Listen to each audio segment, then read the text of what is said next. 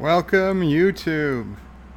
It's Birdo Prey 5 and it is Saturday, March 30th, 2019, and this is the 300 subscriber spectacular.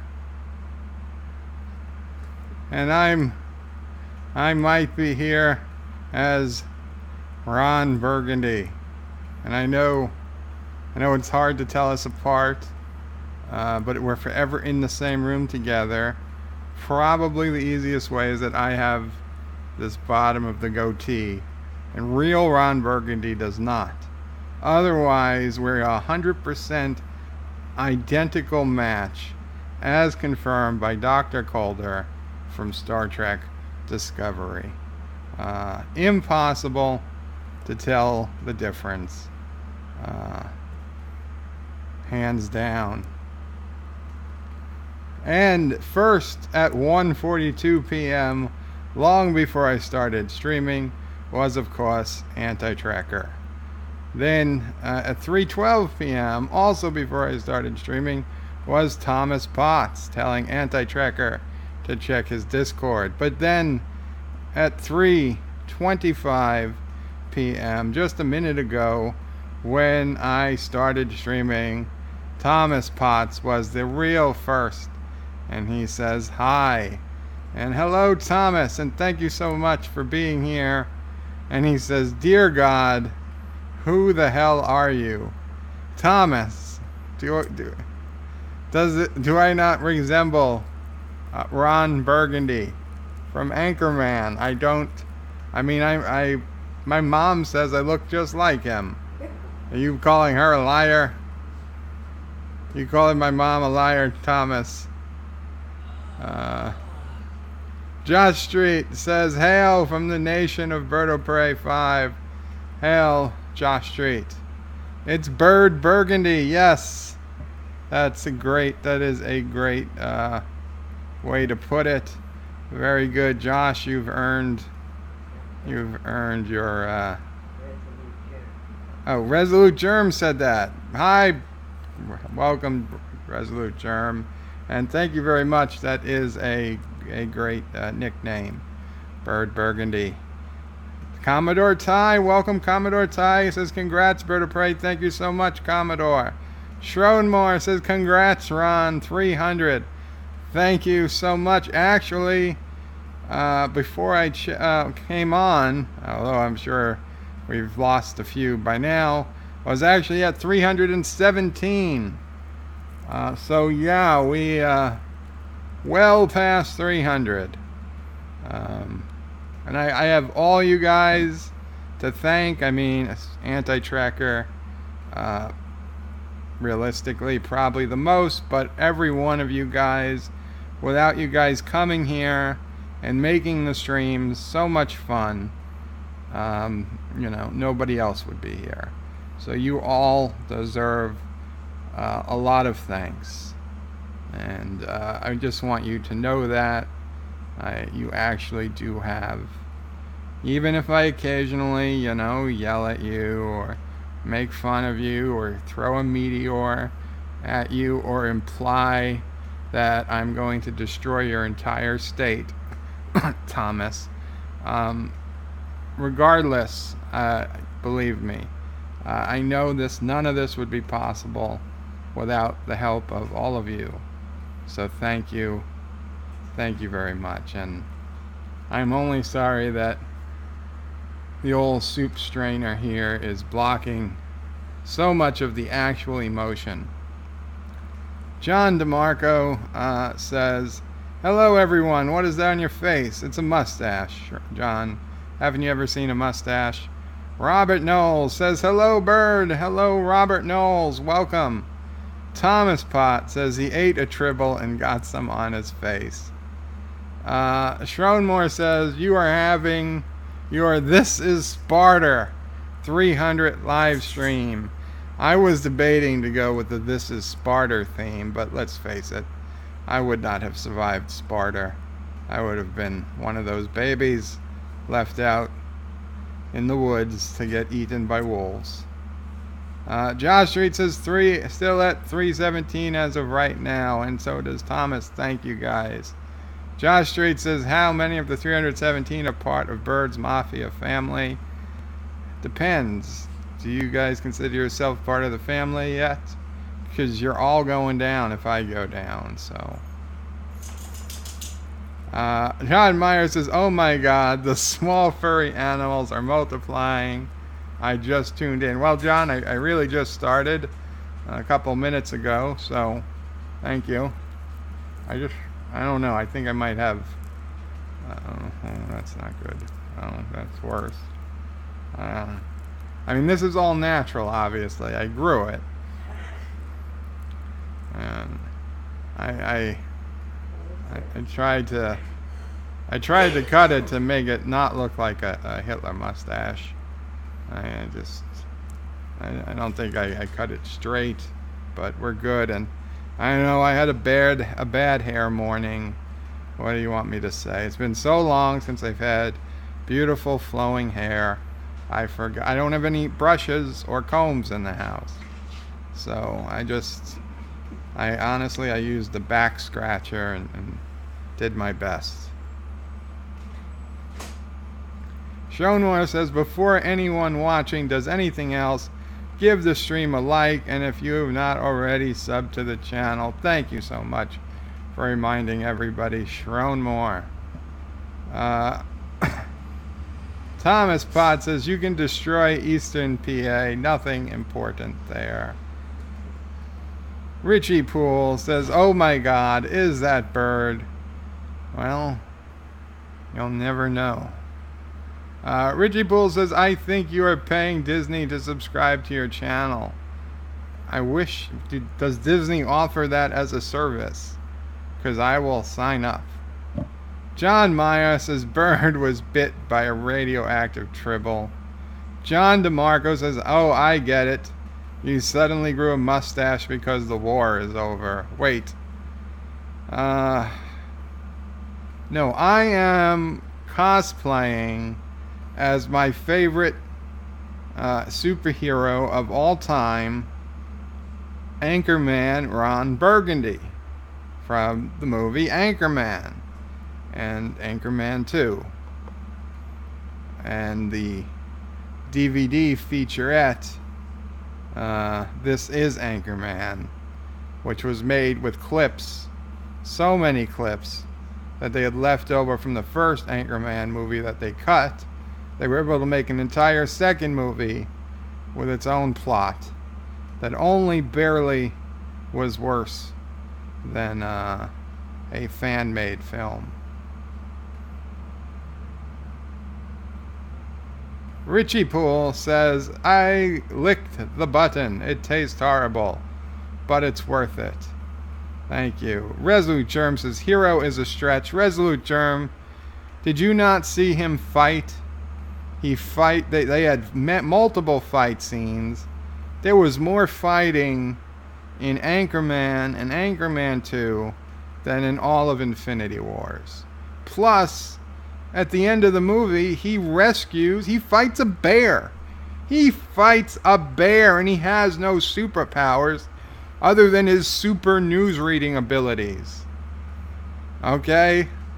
Other than his super news reading abilities, he doesn't have super strength or spidey sense or a suit that makes him invincible or a freaking hammer forged by somebody that always comes back to him. No. All he has is the power of his face, his hair, and a microphone and a camera. Okay? And he is as much a hero to San Diego as Superman is to Metropolis. Plus, he gets all the chicks, which is really the main part of being a superhero. Josh Street says, is that tribble on Bird's head from the Prime Universe or the Mirror Universe? Or if it's from the Mirror Universe, I hope You killed it so it doesn't eat you. And welcome, Dale. John DeMarco says he has a super mustache. Dale says, mega classy, congrats, Bird of Prey. Very classy, thanks to you, Dale. You stay classy, Dale. In fact, everyone stay classy. Richie Poole says, rumor has it Disney was buying seats to the Captain Marvel showings across the country. I just figured they were helping to inflate your numbers too. Maybe they are. Maybe they are, because honestly, I can't explain it. Josh Street says, the snoozeberries taste like snoozeberries. John Meyer says, new super reading abilities, aka a teleprompter. News super reading abilities, aka a teleprompter, same as Obama. And I'm sure you'd find half the country would say Obama is a superhero, so, yeah, it's in the hair. Thank you, Richie Poole. It is in the hair. I will legit put Ron Burgundy up as a superhero against any other one. I mean, if you bring Anti-Tracker or Nerdrotic or any of the comic book geeks, I will legit hold my own that Ron Burgundy qualifies in every way as a superhero. Arguably the best superhero. It is unfortunate, or maybe it's fortunate, that he's not part of the Marvel universe, because this way he doesn't have to bow down to Captain Marvel. But clearly, had he been part of the Marvel universe, Thanos never would have gotten all of the Infinity Stones, and you know, there would have been no finger snap and all that, because Ron Burgundy could have prevented it. Ron Burgundy could have prevented it. Oh, am I supposed to pop the chat out? I don't know. I like it. I'm okay with this. Bird has the same superpower as William Shatner, super hairpiece. I don't know about that, but mustaches. See, it grows in at weird angles. Oh. John Meyer says, Burgundy Lantern Corp, we need to write an oath. I don't know what that means. Richie Poole says, was Thomas the first again today, or did Anti-Tracker beat him to it? Well, Anti-Tracker beat him by several hours, but Anti-Tracker hasn't been here since I've actually gone live. So, to be honest, I don't know if Anti-Tracker has even seen this yet. But, no, Thomas was the first once I actually started broadcasting. And Thomas Potts says, I said first late last night. Well, then, it wasn't on my stream, but I will give it to you, Thomas. Did your mustache move? No, it's just the camera. The camera adds 10 degrees to the mustache, depending on the angle of the face. And also, you know, gravity bends light, so probably there's a black hole passing somewhere between the sun and Uranus, and might cause it to look like that the mustache has moved, but it's not moving. It's dead. John Meyer says, Burgundy is a color. Yes, it is. But also, it is a man, and more than that, it is a superhero. Richie Poole says, Anti-Tracker cheated. Thomas was first again. It's not cheating if you go around the rules and get an unfair advantage against everyone else. Oh, wait. Never mind. That is the definition of cheating. Thomas Potts says, I think you spelled subscribers wrong. I probably did. Subscribers. Oh, holy crap. Oh, no. I did. And that's on the thumbnail, too. God damn it, that's what happens when you rush things. Subscribers. Subscribers. We can fix that in editing. That P can become a B very, very easily.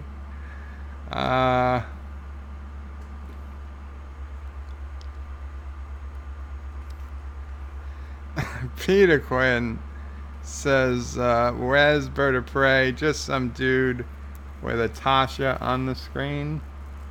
With a Tash. A Tosh. No, don't look at me. There we go. A stash. A stash on the screen.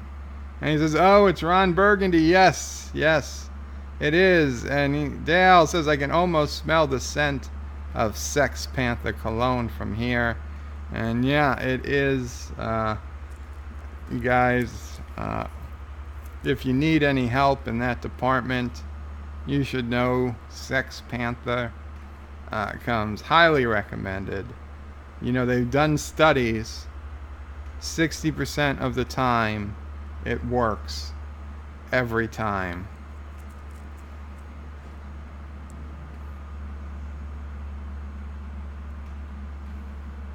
And Peter Quinn says, hi, Ron and all, and welcome, Peter Quinn. Hello. Resolute Germ says, it's only cheating if you get called on it. That's also true. Thomas says, lol. Richie Poole says, Bird, so it was you that did that on-screen graphics for STD last season? Well, I wish. Commander Wolf says, hey, guy. Welcome, Commander Wolf. Welcome to the 300th subscriber. Spectacular. And pay no attention to the fact I misspelled subscribers. You are now subscribers. Because subscribers are better than subscribers, right? Subscribe. What's the root word there? Scribe. A scribe is someone who has to write down and take notes and do paperwork. You guys aren't here to do paperwork. You're here to have fun. So you're not scribes. You're scripes. You're subscribers. I meant to do that. No. Okay, all these other channels that call you subscribers, they're the ones that are taking you for granted. I'm the only one who thought about it and said subscriber is really like an insult. So I coined the new term subscriber early today. And scripe, of course, from the Latin meaning one with large manhood. So it is actually a great compliment to all of you, men or women, doesn't matter. You know, in Latin they didn't have gender. Gender had yet to be invented at the time the Latins were ruling Latania. So, you know, we call it male, but really a gender had yet to be invented. So it goes both ways, in a good way.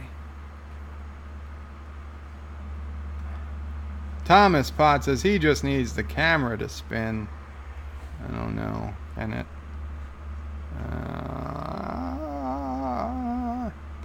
That was probably bad. Peter Quinn says, stay classy. You stay classy. Smells like Old Spice. You'd be amazed how much stuff smells like Old Spice.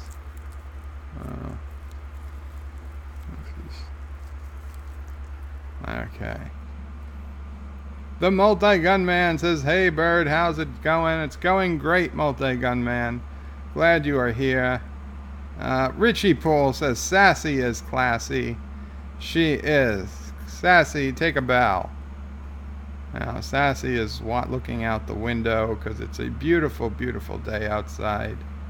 Peter Quinn says, oh, I had the 2 job interviews yesterday. Very cool, Peter. I hope it went well, at least one of them. Schronmore says, leave it at subscribers. I think you have a name for your followers. I am. That's it. I'm too lazy to fix it anyway. Plus, subscribers sound better. Peter Quinn says, one of the manager-owner I'd worked for before, the other at the world-famous St. James Park. Cool, very cool. Josh Street says, Bird is doing the Burnham stunts for God damn it. I know how to pronounce her name, but I just can't look at it without thinking Sequoia. And I know Sequoia is wrong. Sequoia is the very tall tree. And although that may be Sonequa Martin Green. There we go. What is a scriper? A scriper comes from Old Latin, and it's a good thing. That's all I'll say. I don't wanna turn this into a adult-rated stream, but suffice to say, you'll be happy to be a scriper. Richie Poole, Peter Quinn says, not the London one. Okay, I was concerned. Actually, I wasn't. I'm not sure where St. James Park is. Richie Poole says, I'll buy that. I feel really special now. Thanks, Bird. You're welcome, Richie. I'm glad you could. I'm glad I could bring some joy to the world. John DeMarco says, we could be bird scripers. Sure. Peter Quinn says, admin then. Okay. Commander Ironwolf says, like a bisexual. No. No, because it's different. There's different connotations surrounding it. Richie Poole says, oh, it looks like STD camera work. Thank you. Peter Quinn says, my cats are looking out the window. It is so nice out today. Oh no. I think. Yeah. I don't think they meant for this to stick over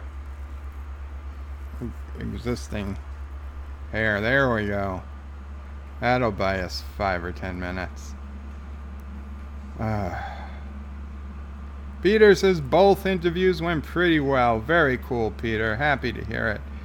Dale said shaking the camera looked like there was another earthquake in San Diego. If I lived there, I would walk around like I was walking around on thin ice all the time. Scary as F. I've been to San Diego quite a number of times. Knock wood, although I kind of felt a little gypped at the end, but did not feel an earthquake ever. Glad to have missed the big ones, but I wouldn't have minded like a 5 or something in the middle of the day when I was in a nice 1-story home or something, not anywhere in danger of large buildings collapsing on top of me or something.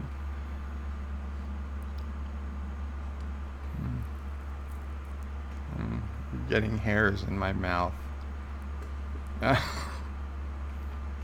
Brian McFarland says, hi-de-ho, everybody. Hi-de-ho, Brian. Welcome to the stream.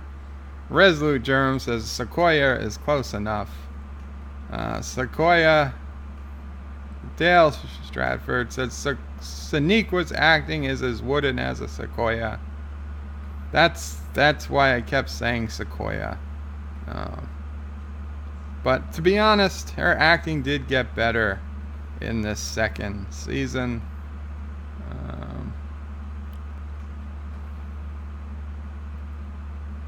Brian says, congrats, Bird of Prey, on the subs. Hey, loved your remarks on the last Discovery episode. Right on, brother. Thank you so much, Brian.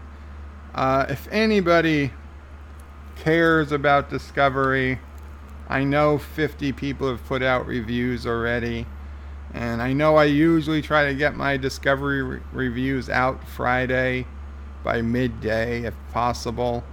And I ended up going really late. It didn't get out till this morning. I ended up staying up till midnight last night editing the video. And I don't know, for those who've actually watched my Discovery reviews past the first 2 minutes, this was actually by far the most highly edited one. I had a bunch of different clips from different Star Treks and different shows in there.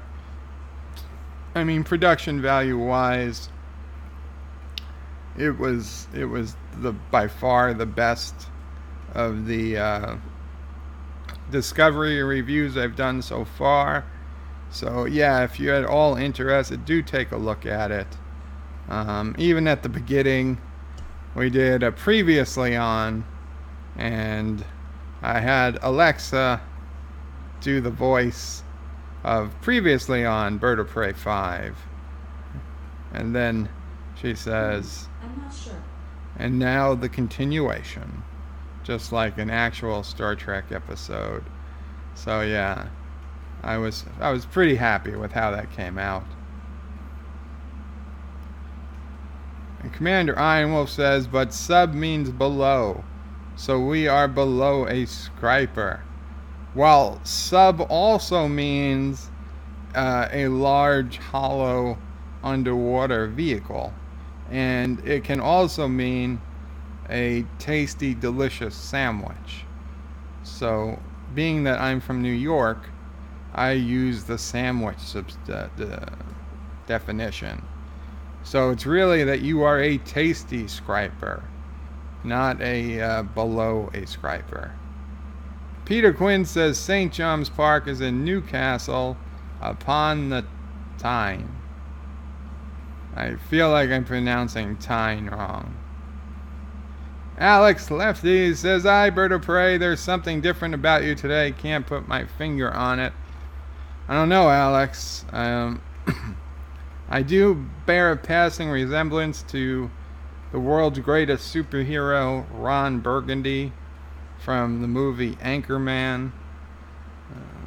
Maybe that'll jog your memory.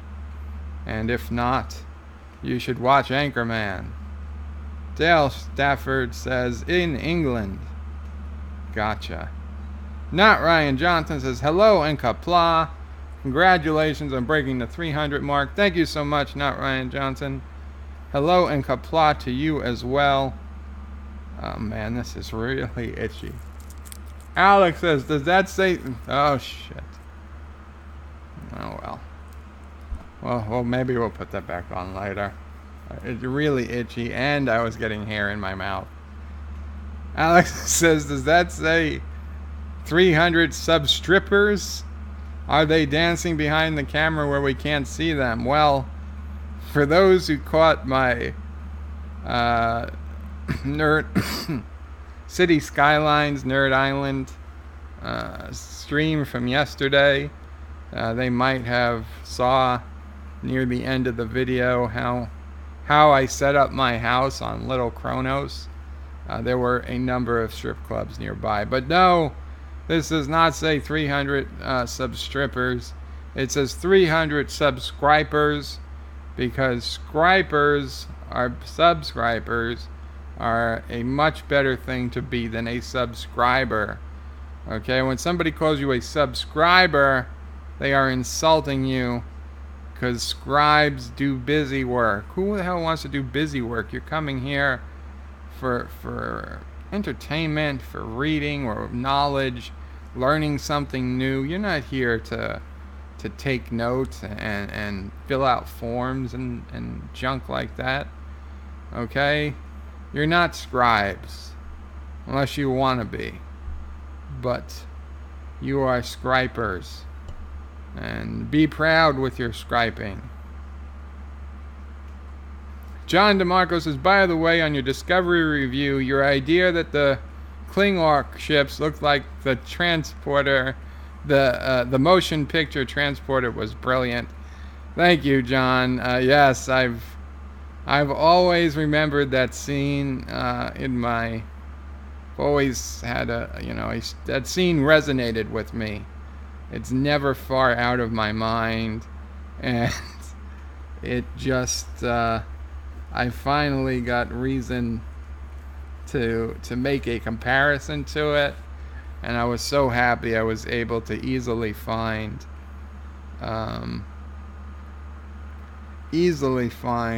a clip of it that I was able to throw in there. Richie Poole says, getting hairs in your mouth sounds like you're having fun. Not those type of hairs, Richie. Peter Quinn says, so the Russos had to come back out and deny that Ant-Man would crawl up Thanos' butt and expand at Bird of Prey, but they would say that. Wow.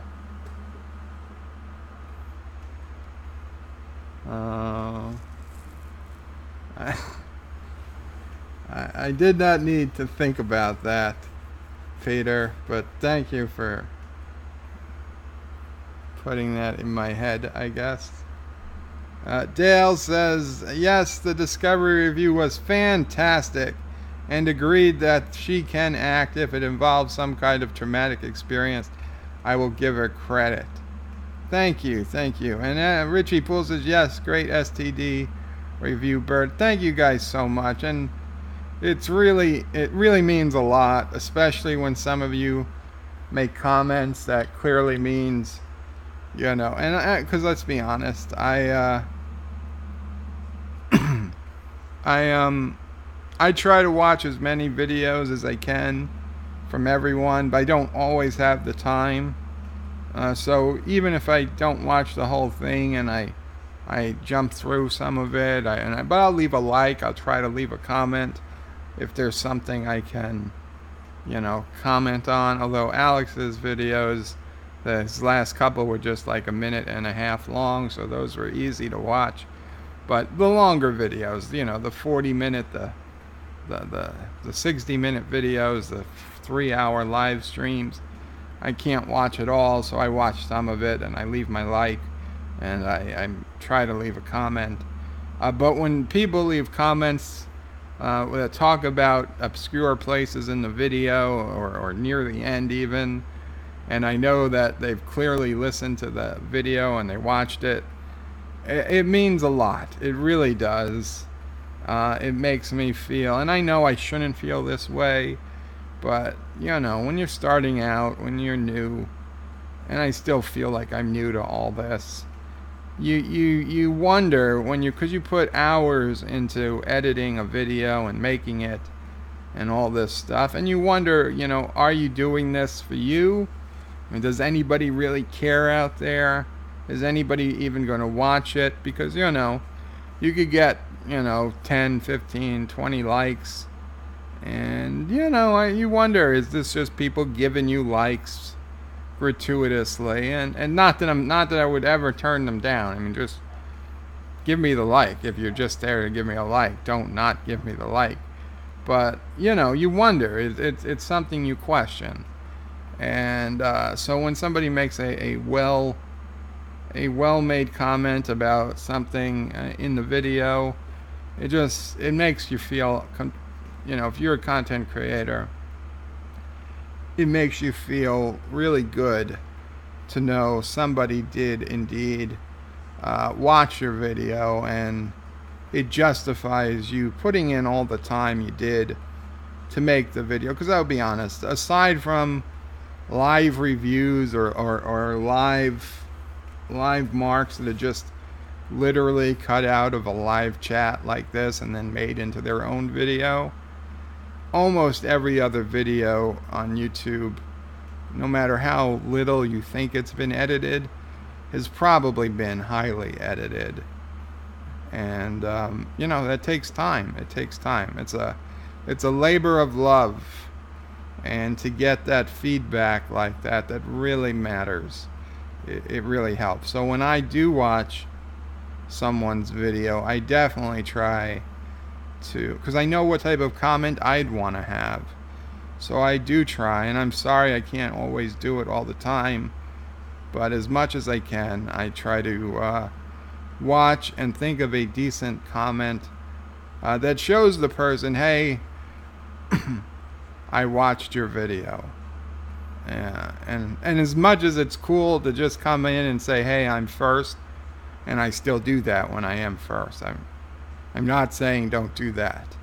But I'd much rather say I'm first, and then, 20 minutes later into a 25-minute video, see something in the video that really makes me think, or really, gets to me, and then make a comment about that.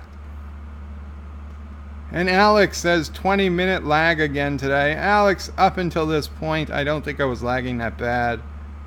Peter says, that's right, bird of prey, Tyne. Okay, well, that's good. And Alex says San Diego means whale's vagina. Okay, Alex, so you've seen the movie, so then you know what I'm talking about.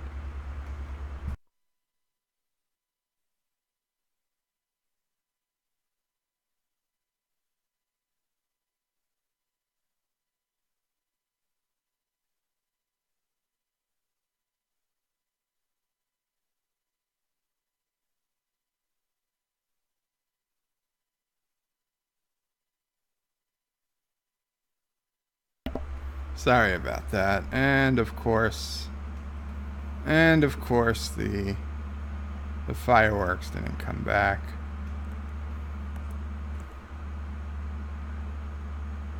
Okay, let's try this again. There we go. XSplit. I don't know, XSplit, as much as I like it, it just doesn't start playing things like fireworks sometimes. Multi-Gunman says, yes, congratulations on the 300 subscriber mark. Thank you so much, Multi-Gunman. Resolute Germ says, sub strippers, now there's an idea. Richie Poole says, the River Tyne is in northeast England and it's 73 miles long. Excellent. See, I learned something new today. Alex says, bird of prey, did you enjoy my STD explosion? I very much did. Both of them. Although the first one, it was a little dark, and I didn't notice that your Enterprise was actually firing what looked like BBs. But in the second video, where it's a little bit lighter, then I saw what was happening. Made a hell of a lot more sense. Multi-Gunman says, all this stripper talk makes me want to go to a strip club. Multi-Gunman, don't waste your money. Send it to me instead. I'll put a strip club in City Skylines down named after you. You will have a much better sense of satisfaction than any, temporary feeling you might get at the strip club, which will be later followed by regret. We know this. That's how it works. Peter Quinn says, it is that at Richie Poole. It is that at Richie Poole. Sharon Moore says, 300 hooker lore are the subscribers. Be thankful the screen keeps them hidden. Once you see that, you can never unsee it. It haunts you forever. 300 hooker lores are the substripers. Oh, substrippers. Substrippers. Oh, geez, substrippers. 300 hooker lore substrippers. Peter Quinn says, strippers wear. And he says, but Ant-Man doing that would work, bird of prey.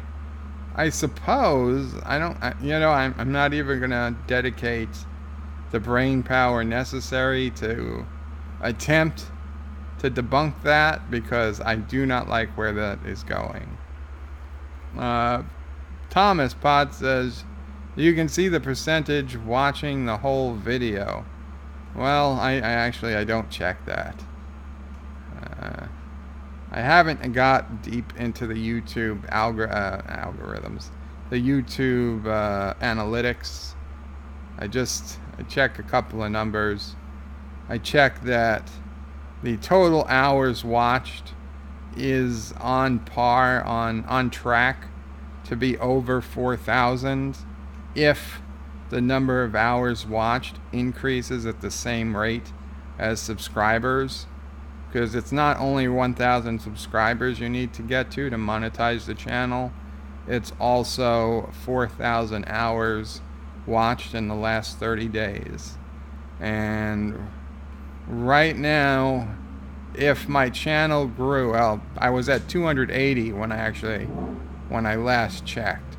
But when I was at 280 subs only 3 days ago, or 4 days ago, we were about at 1,200 hours watched in the last 30 days. So I did the math, and if the hours watched increased by the same percentage, the subscribers would have to increase to get to 1,000 subscribers. The total hours watched would reach about 4,200 hours a month, which is, decently in. It's not just above. It's got a little bit of a safety margin above the minimum needed to apply for monetization. Now, I've heard of channels applying and getting turned down, although I think if you're putting out regular content and you're not terribly offensive, you've got a decent chance of getting monetized. So, we listen. We're a long way from that. We're in the 300s, on our way to 400. 500 would be the halfway point. So we're not even at the halfway point to worry about that. So it's not worth really being concerned about right now. But that was about the only number I ran in terms of analytics. They're really, the purpose of this channel right now is fun. If I could bring in some money with it, sure, that would be great. But I'm not doing this right now for money. I'm doing this for the fun, for connecting with you guys, for getting my ideas out there and listening to what you guys think. John DeMarco says, right now, 15 watching and 15 likes. We're at 100%. Very cool. Actually, I'll like it too, because I count as a watcher since I am watching it. Richie Poole says, I now see 17 watching. The hair is working. Very cool. Peter Quinn says, you do some great videos, Bird of Prey 5.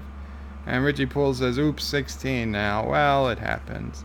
Thank you so much, and you guys have been really great. Richie Poole says, I live near the Missouri River, which is 2,300 miles long, but is murky, muddy, and I'm sure not as nice as the River Tyne.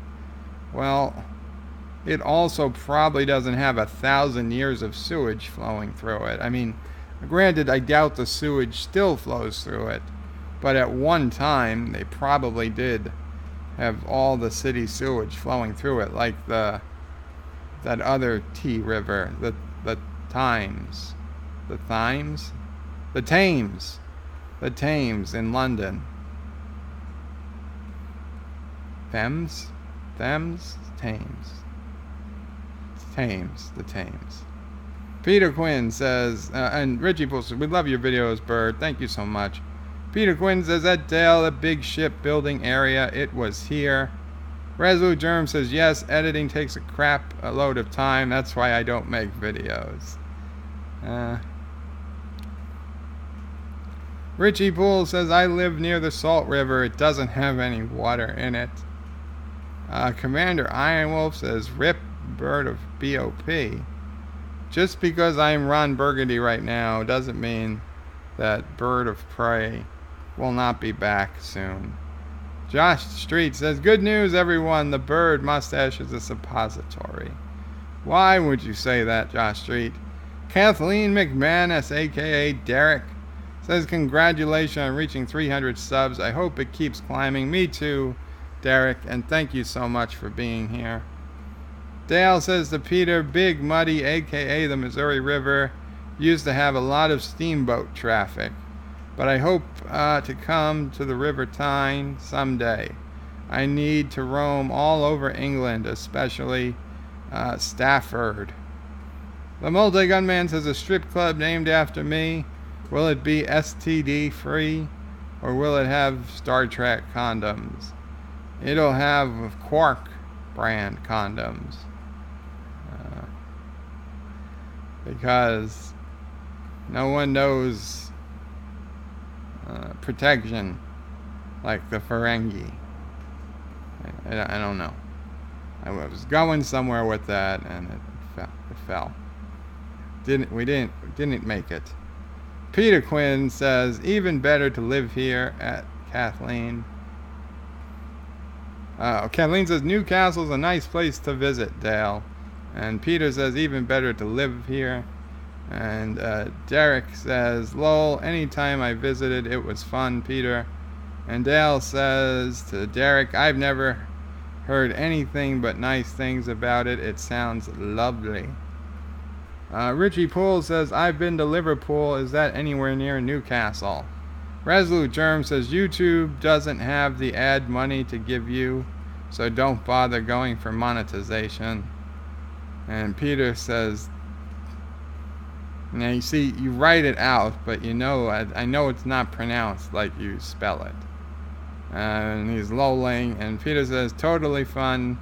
To Derek, you can get a pint and have a fight at 7 in the morning just outside of town in Biker. Peter says it's a nice walk. To Dale.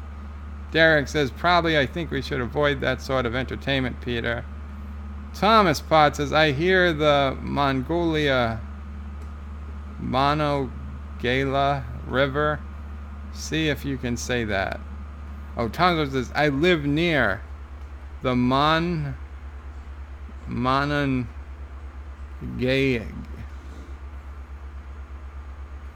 Wait. Monongahela River. See if you can say that. Peter Quinn says, gotta love my accent too. Dale says to Richie, Liverpool is on the opposite coast, but it's only 175 miles away. Liverpool is west coast. Dale says, yes, Thames. Thank you. Richie Poole says, you don't have an accent, Peter. All the rest of us do. Peter says, and it is entertainment in Biker. Thomas says, lol, monolania. Peter says, Mona, M-O-N-A, Monalea. Sure, Monalea. So, to get this celebration going, there is one particular song sang in Anchorman, and it is a short version of the song, but I figured I would sing it for you guys, especially if you've seen Anchorman. You probably know what it is, but it is Afternoon Delight, and it's when Ron is speaking to the rest of the news team, and he's saying that he thinks he's in love, and they're asking him what is love, and this is Ron Burgundy explaining it. Gonna find my baby, gonna hold her tight, gonna grab some afternoon delight. My motto's always been, when it's right, it's right. Wait until the middle of a cold, dark night, when everything's a little clearer in the light of day. And we know the night is always gonna be there anyway. Thinking of you is on my appetite, looking forward to a little afternoon delight. Rubbing sticks and stones together makes the sparks ignite, and the thought of you rubbing is so exciting. Sky rockets in flight, Boo! Afternoon delight. That's it. Afternoon delight. Okay, I know it wasn't my best, but it was a short song. So that should be good.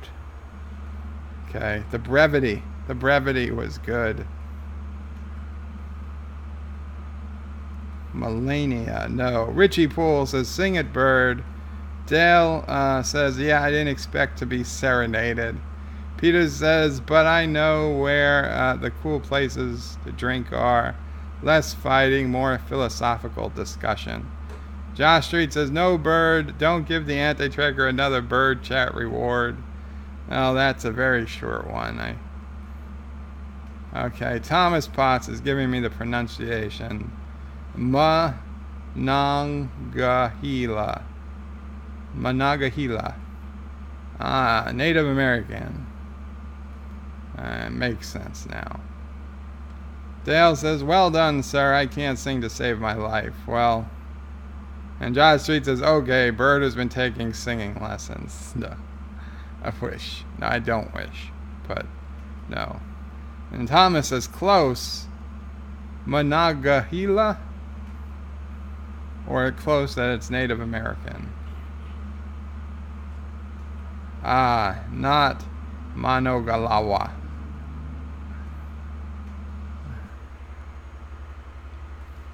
So, I was doing some checking on the old web browser. Okay, and that's what we were singing. No, I'm not going to go into a whole thing of nation states right now. But I did notice on Pixel Zone, somebody did find my old little spot here and wrote out Qapla right on top there. So thank you, whoever it was that did that, and did not try to invade my little personal space here. I do appreciate it. Now this thing, this brown thing, that's actually been there. Otherwise, I would have for sure thought it was Anti-Tracker trying to make his turd icon. But yeah, actually, whoever did that Qapla actually looks pretty damn good for, you know, writing out with pixels. I am impressed. So yeah, this is the local neighborhood around my little area.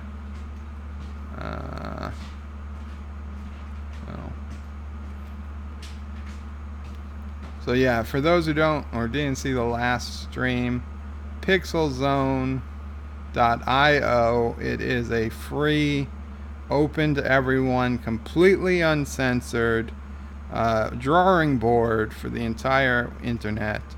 You just go on there, you pick a color, and you can place down one pixel at a time and draw whatever you want. The only catch is that there's a time. I think it starts at 5 seconds and it gets longer the more pixels you put down. So it's a time delay. So you know, just to do this probably literally took an hour of time. And I didn't do it all over a day. I split it up because I don't have an hour to sit there to do this. But I mean, some of these more, I mean, okay, here, this British, UK flag, literally, I mean, this had to be several days, maybe, worth of work. But of course, probably not one person doing it all. This is probably split up between multiple people who probably met on a Discord server and made a plan, and they all worked on it together. And you know, probably one person was doing the blue, they did the outline, and so you can finish it. So it is pretty cool. And I think one day we should probably get some. Look at these. I mean, I have no idea what they reference to, but man, they are friggin' well done. Well done. Is that an Enterprise? Is that a? It almost looks like a Constitution class. But I do think one day, when we are bored, we should get together and plan out, something small at first. Maybe an Enterprise or a Starfleet insignia. A little bigger than this. Maybe take up our own little section. Try not to step on someone's toes, but it's war. It's all fair. It is all fair. If you want to start going in on someone's territory, just be prepared to keep up the fight. Nobody owns it. Nobody owns it. And nation states, the great armed Republic of Karoga continues to thrive. 549 million people. We've reached halfway to 1 billion people. Anti-tracker forum. There are some really cool changes coming very soon, as in probably later this weekend, otherwise early next week at the latest. We are going to be adding new sections that will make keeping up with my videos and other people, the nerd community, as Anti-Tracker calls it, like Nerdrotic and Doomcock and Mecha and Trick Yards and Lore, and we'll see about other people. Egotastic Fun Time. We're gonna put I'm doing the work. I'm gonna make forums for all of them, so that videos from their channels will show up there, and much like they show up for Anti-Tracker, but instead Anti-Tracker will have his own section. Then we're gonna have our nerd section, so that the people with decent sized channels can ask to come on.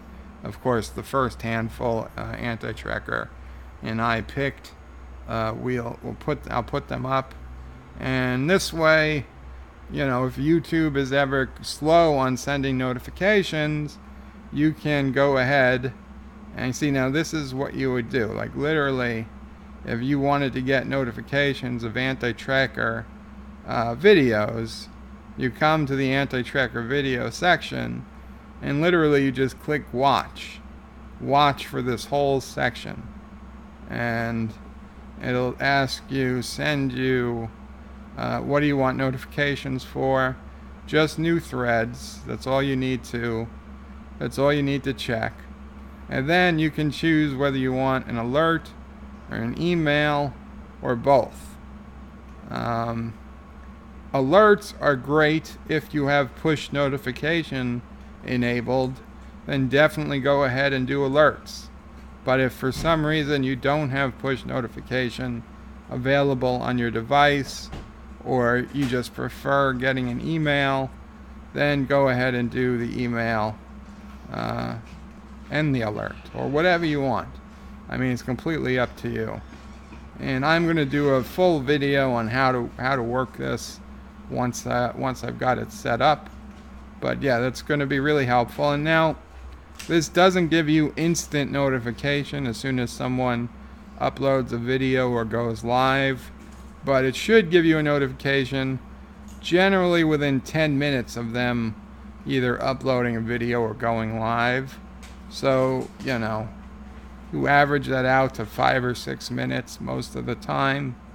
That's a lot better than, getting a notification 3 hours later and finding that their stream's been over for 45 minutes by the time you even get there. So yeah, that'd be cool. And It's just going to be a service like he's offering to the other people, whether, guys who want to take advantage of it can. I mean, there's going to be some, because it's going to be a bit of work for me. Every forum that has to be set up, I need to put some time into it to get it going. So we are going to have some basic marks, basic minimums to meet before we'll go ahead and make a forum, because I'd love to make a forum for everybody. I don't have the time, and it would get out of control if we had 50 different forums on the first day. So we're going to do, some minimum number of subs, and it's going to be well less than 1,000, believe me. I'm thinking closer to like 100 subs, 30 days on YouTube, and most importantly, that you're putting out kind of nerd-centric content, and you're doing it regularly, and your content is time-sensitive, meaning mostly that you do live streams, because if you're only putting out videos once a week, it really doesn't matter if people get the notification when it comes out or 6 hours later. I mean, it's better, I'm sure, to get it sooner, but nobody's going to lose. You're not going to lose any views. You're not going to have a bad live stream because nobody got notification. So really, this is meant for people who do live streams or have other content that is actually just so important it needs an immediate notification or near immediate notification. And for right now, I mean, I know we can do it with YouTube because I know how to set that up. Conceivably, we could expand it to other platforms. Like maybe you don't do YouTube. Maybe you do, maybe you write short stories on Medium or something.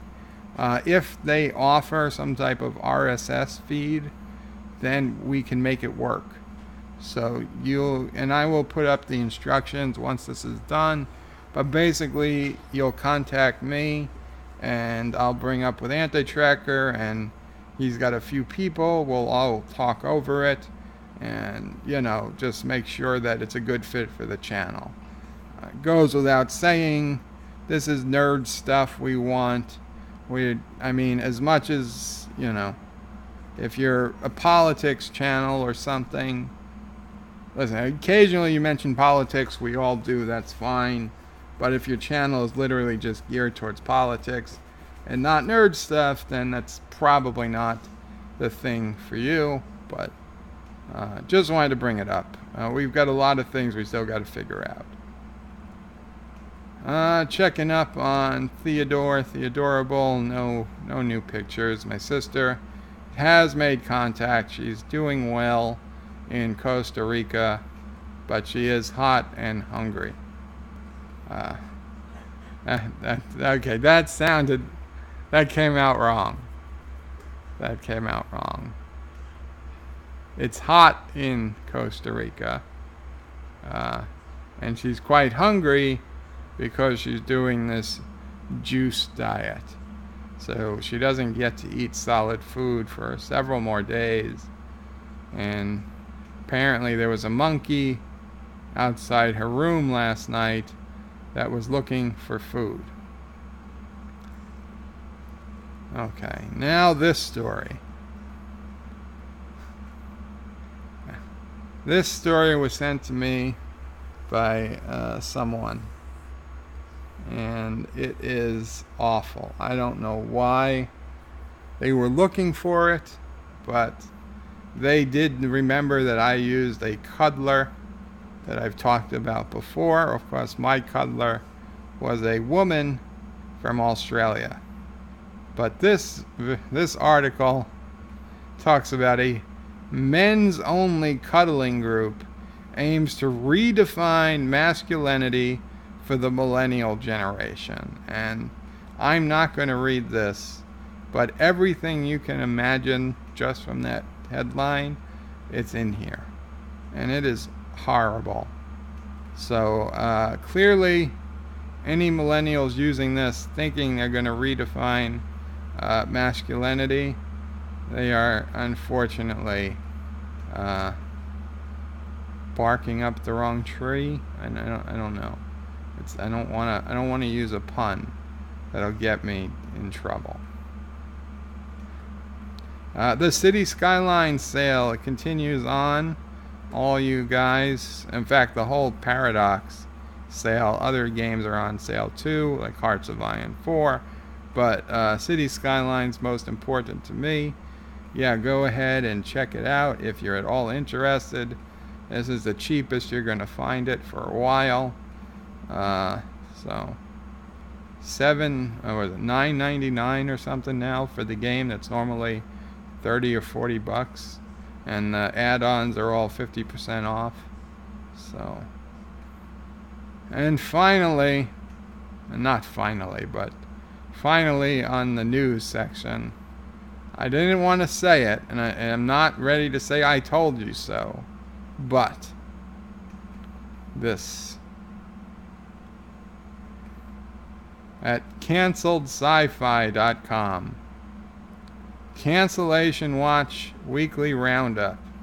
The prospects for the Orville are dimming, and The Walking Dead sets a new series low.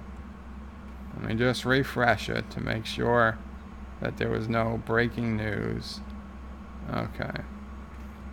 The prospects for the Orville are dimming.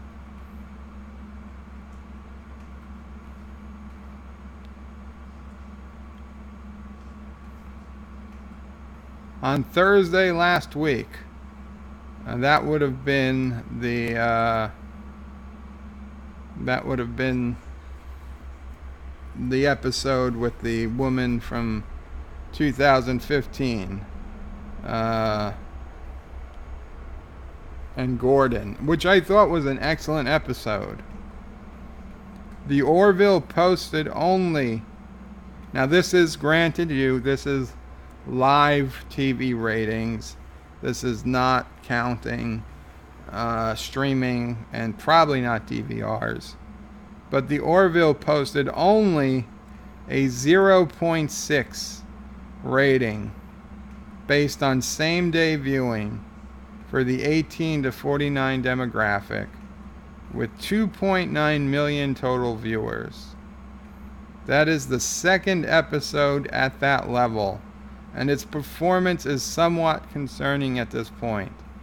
It is currently one of Fox's lower rated shows and could find itself to be a house cleaning casualty now that the Disney buyout is complete.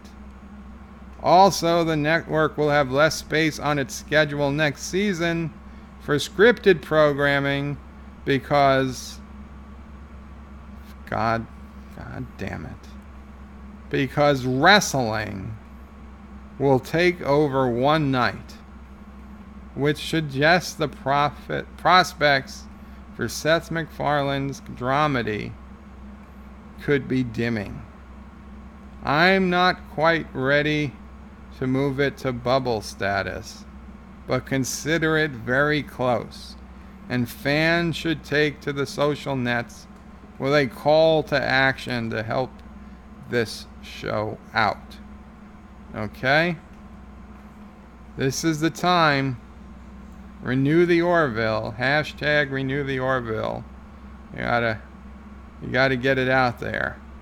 I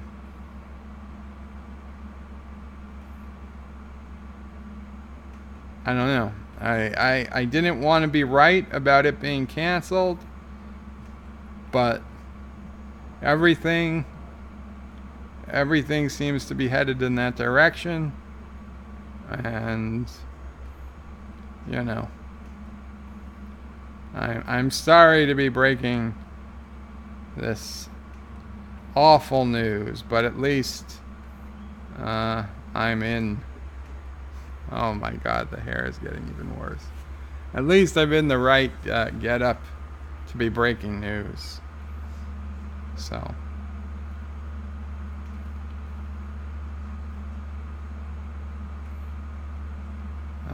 back to the chat.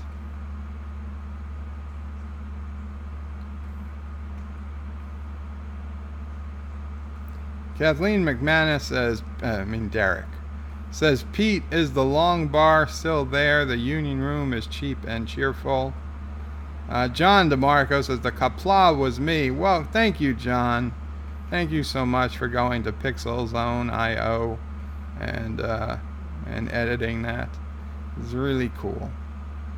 I was worried someone was just going to come in and destroy it.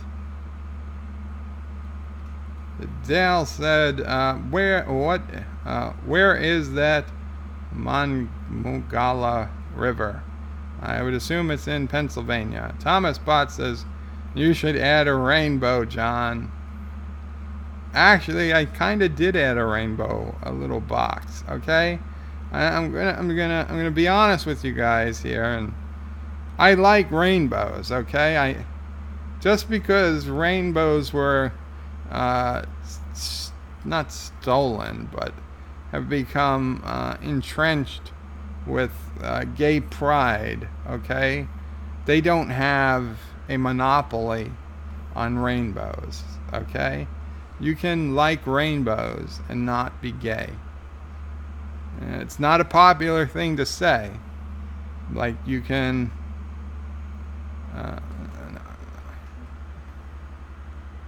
I'm not comparing homosexuals to Nazis here, but like the swastika had a long history before Hitler ever came to power, and in fact it meant peace in many like Eastern religions and even Native American things.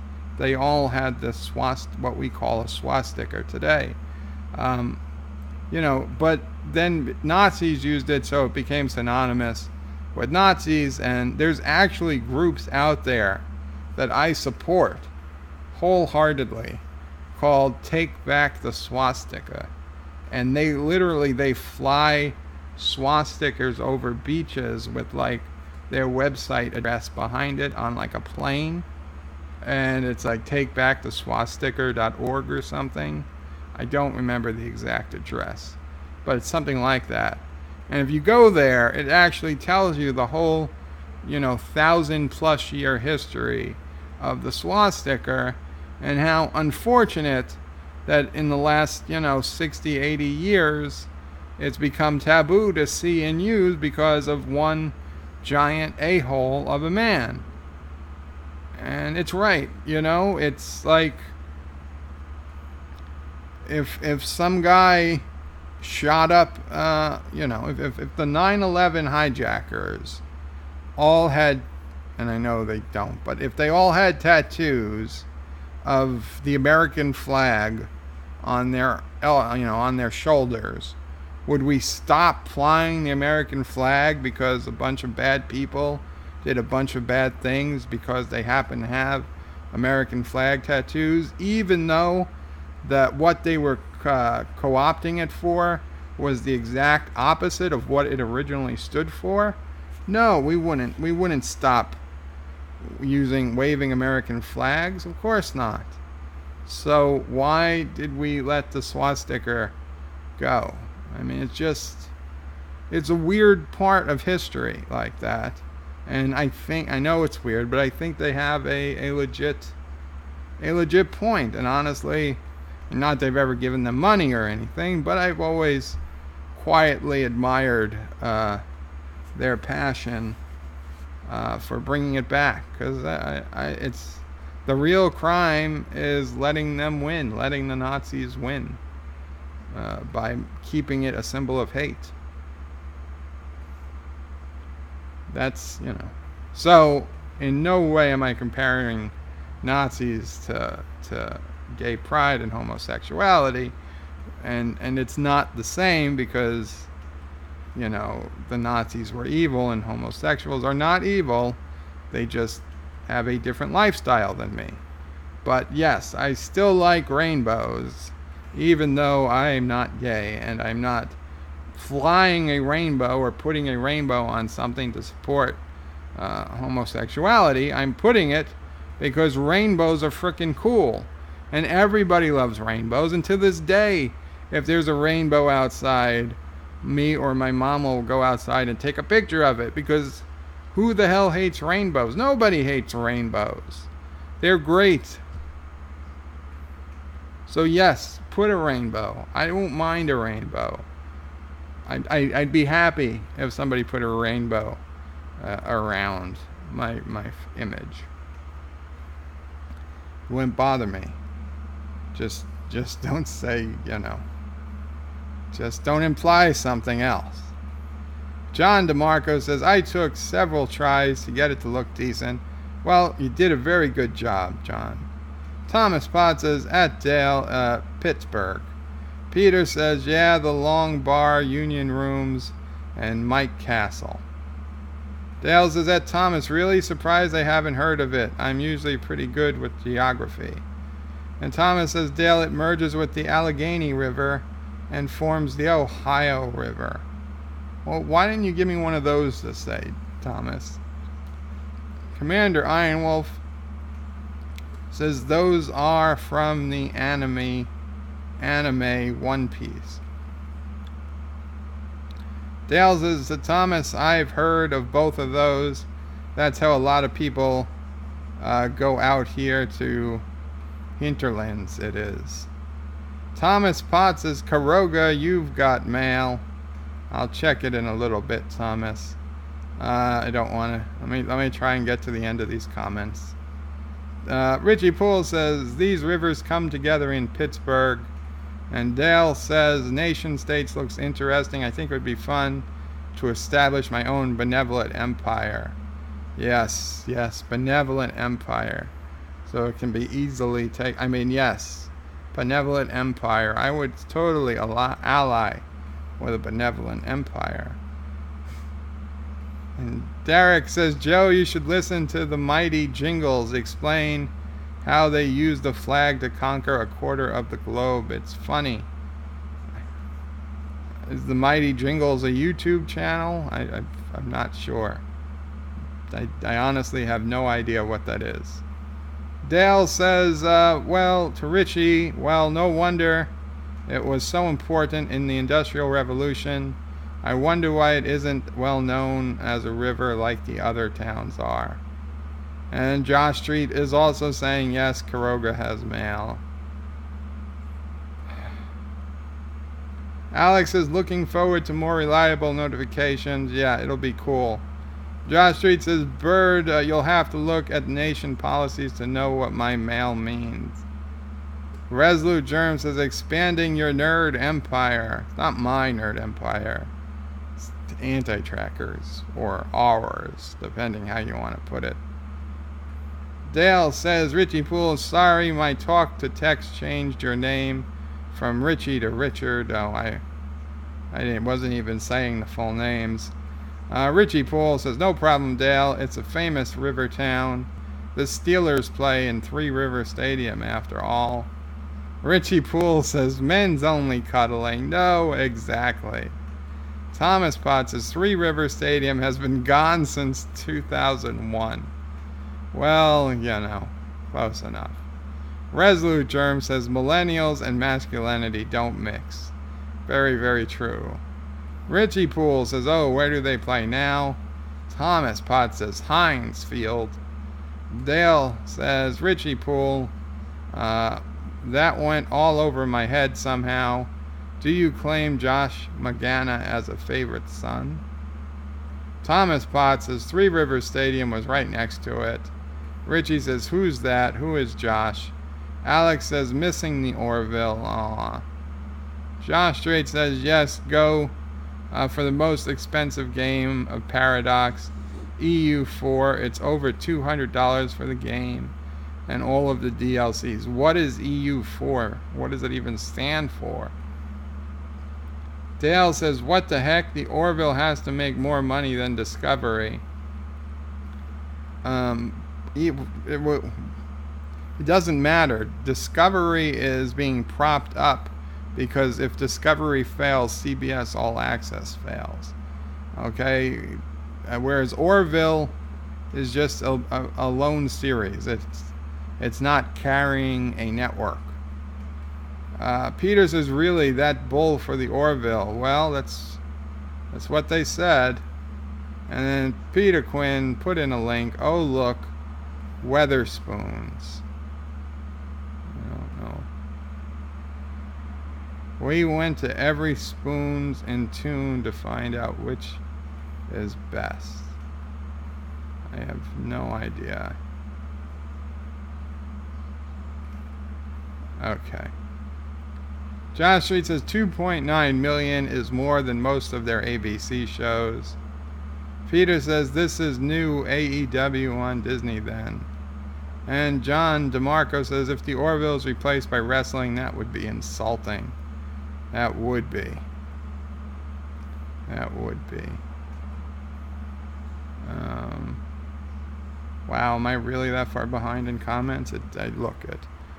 Okay, guys, give me 1 second. I'm gonna, you know what I'm gonna do.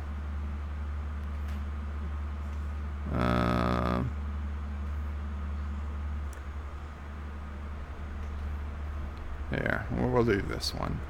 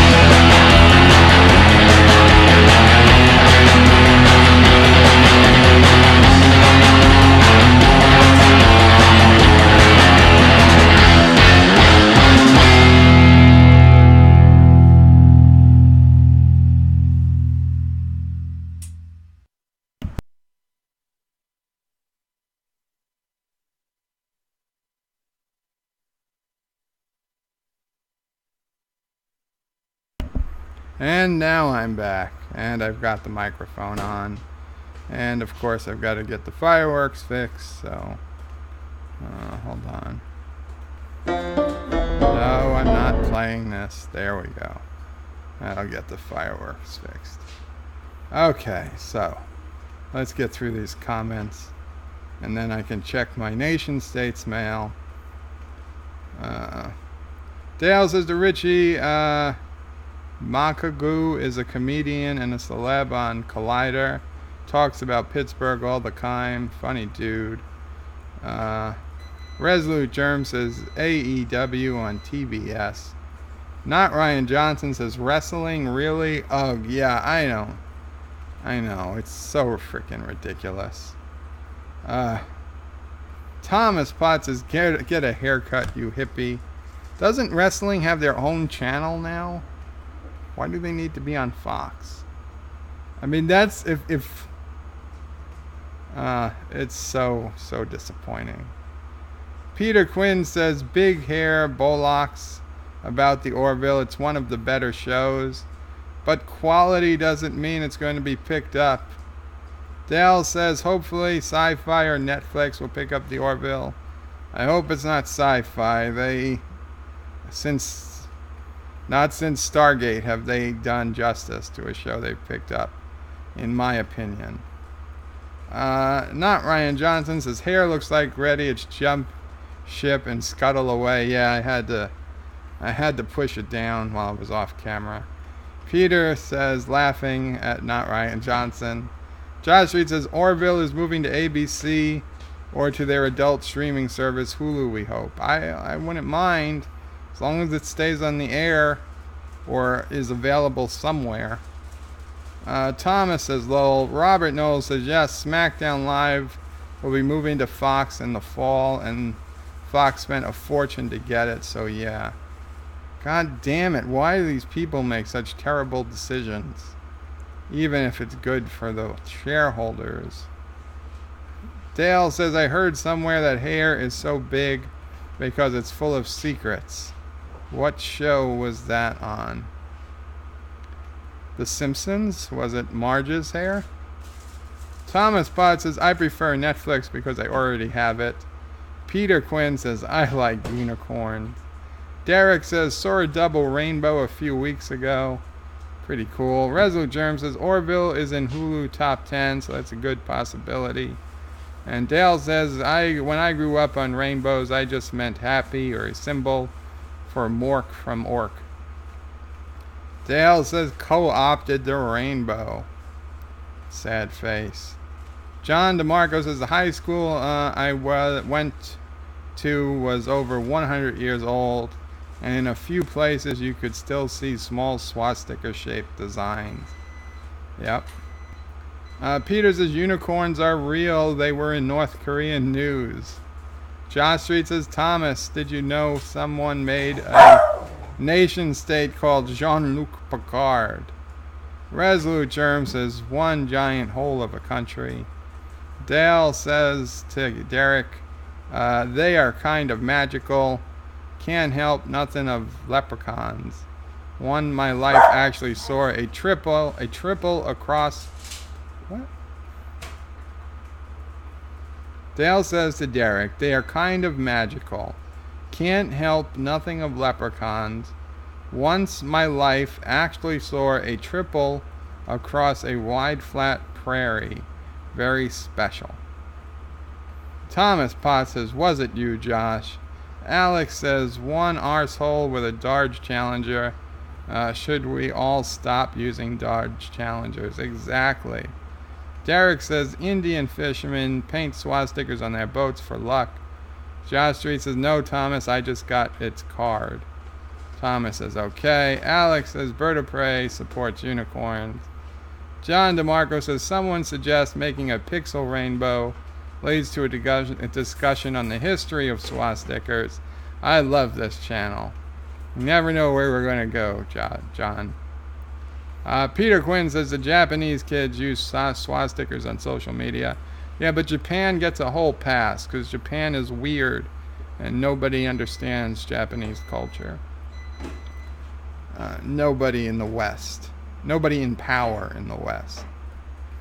Dale says, I have heard, and my English friends, please correct me if I'm wrong, that some parts of England consider it racist to fly the British flag. Somehow it's seen as anti-immigrant.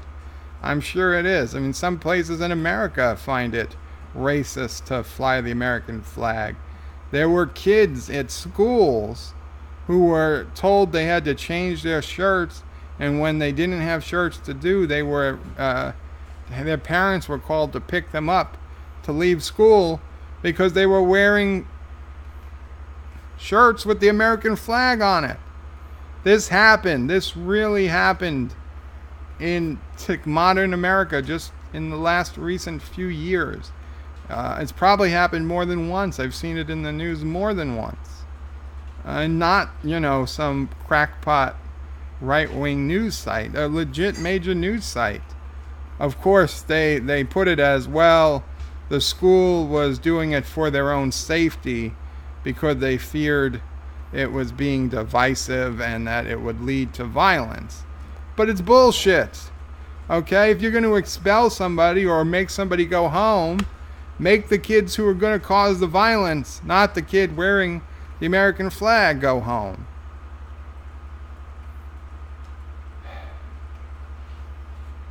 Josh Street said, Bird likes to taste the rainbow. Actually, I don't think Sassy can back me up on this. I don't think I've ever actually tasted a Skittle. I don't think I have. M&M's, of course. Reese's Peanuts things, yes. I don't think I've ever had a Skittle. I don't know. There's a delivery truck down the block, but not here. Okay. I'm going to the talking head, but I'm still reading the comments. Because as you guessed, it is pill time. It's actually half pill time.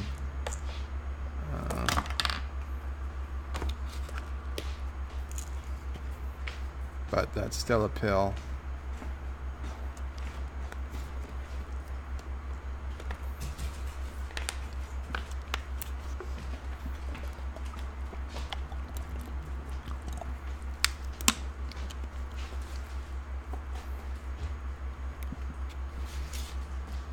By the way, does anybody hear any less noise today from the background? Because I do have the fan off. The fan that's usually next to the microphone, I've got it turned off. And instead I have a bigger fan, but much further away, pointed at me.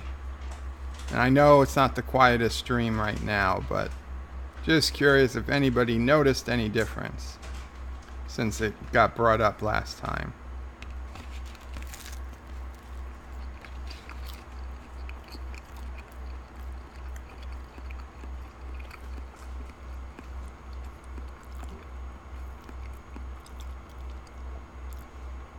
Sorry for the chewing.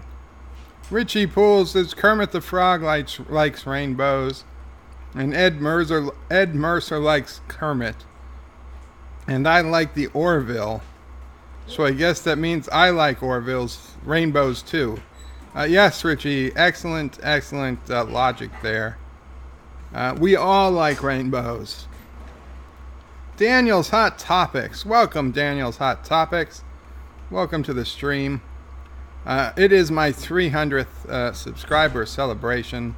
By the way, for anybody who's just gotten here and don't know why I looked like I looked 2 minutes ago. Why do people dislike Deep Space Nine? I find the majority of Trek fans prefer TNG over DS9. Why? Because it's a darker Trek series. That is why it was good. Interesting point, Daniel's Hot Topics. I'll tell you my theory on that right after I take another bite.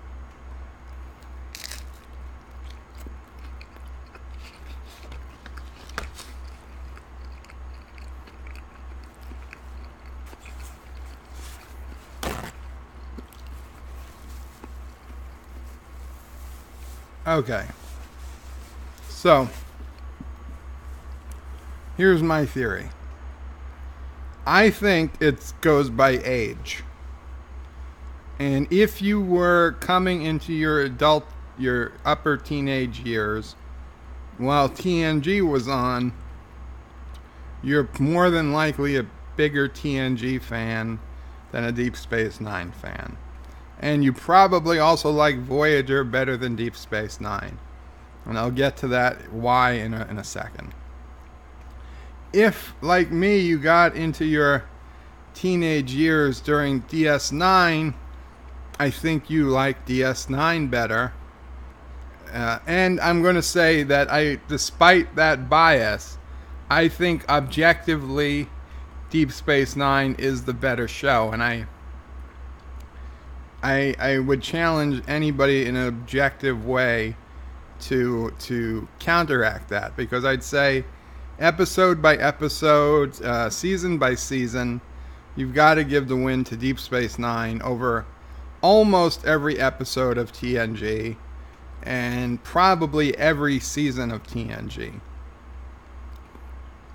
That said, if you're like around my age, like 40 plus minus say 3 to 4 years, you probably like Deep Space Nine better. The people who like TNG better tend to be a bit younger or a bit older. Now, if they're older, they came up during TNG. If they're younger, they probably missed both, but they probably got to see TNG in reruns, whereas Deep Space Nine really never got the rerun treatment, never got syndicated as much in reruns. Once the show ended, it ended. TNG remained in reruns till this day.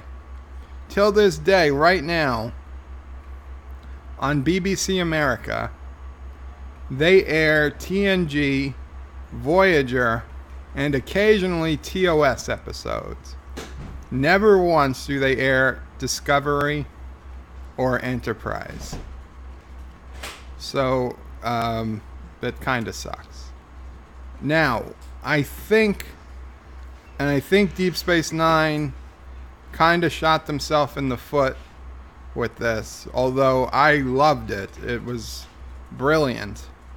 But on the first ever Deep Space Nine episode, when, everybody was in love with TNG and Captain Picard was the new Kirk, and Captain Picard was probably literally more popular at the time than Captain Kirk to the average Trek fan in 1992 or 1994. What happens? Deep Space Nine comes on, and in the very first episode, Commander Sisko, the new guy that you're supposed to like, that he's going to be the lead guy, he is pissed off at Picard, and for a bad reason. Okay? It wasn't Picard's fault he got assimilated. It wasn't Picard's fault that, he was forced to give the knowledge he had to the Borg, and it wasn't Picard's fault in any way that Ben's wife Jennifer got killed. But still, Sisko,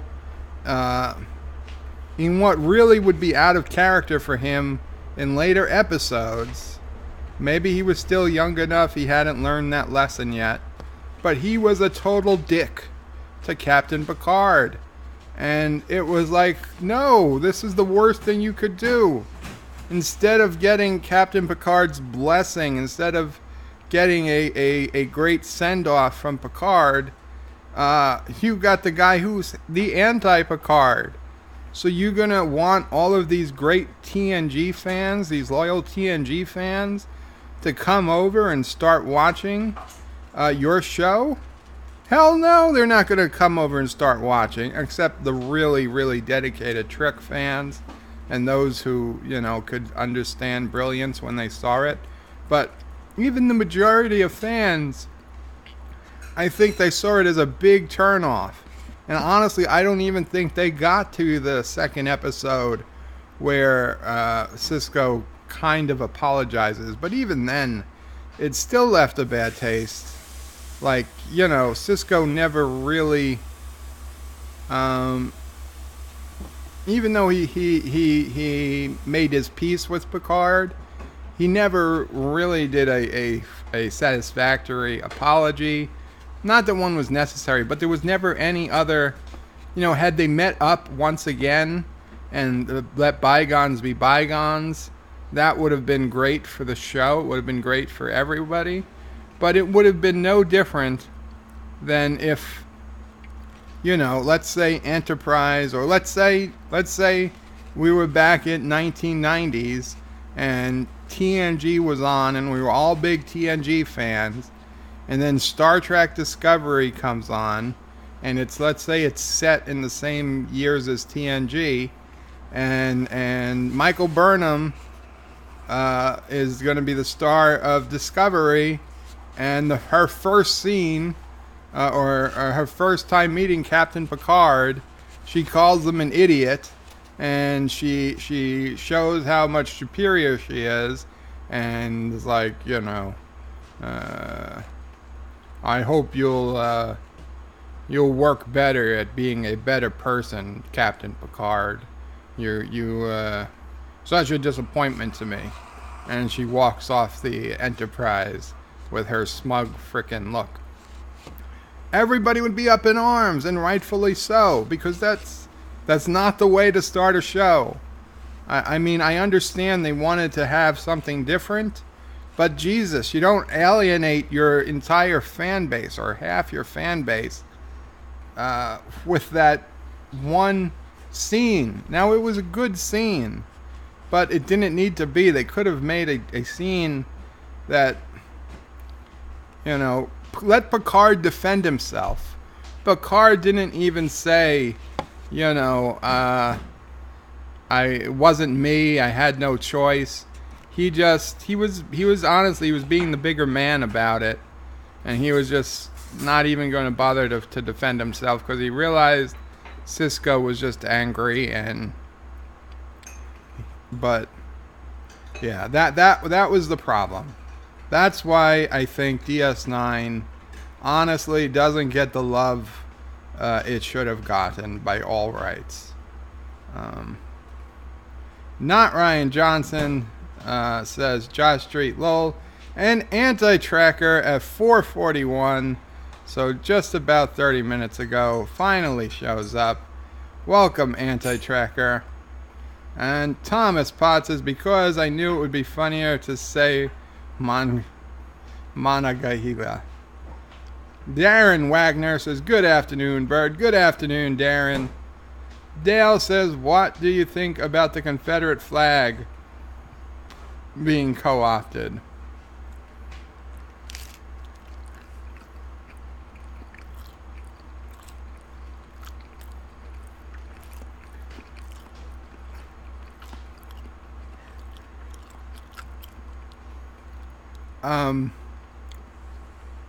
I personally would never fly the Confederate flag, but I would fight for anyone else's right to do so, because as an American, that is what you're supposed to do. But I have no love for the Confederate flag. To be completely honest, no. It is the flag.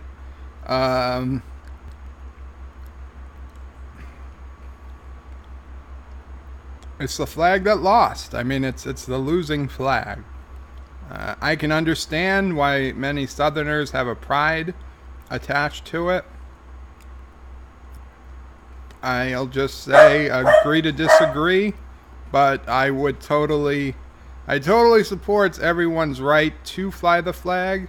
I am completely against this ridiculous retconning of history, that we've got to get the flag off of TV and remove the flag from everything because all of a sudden the flag is racist. The flag isn't racist, okay?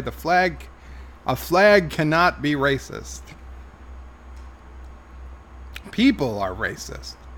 Flags are not.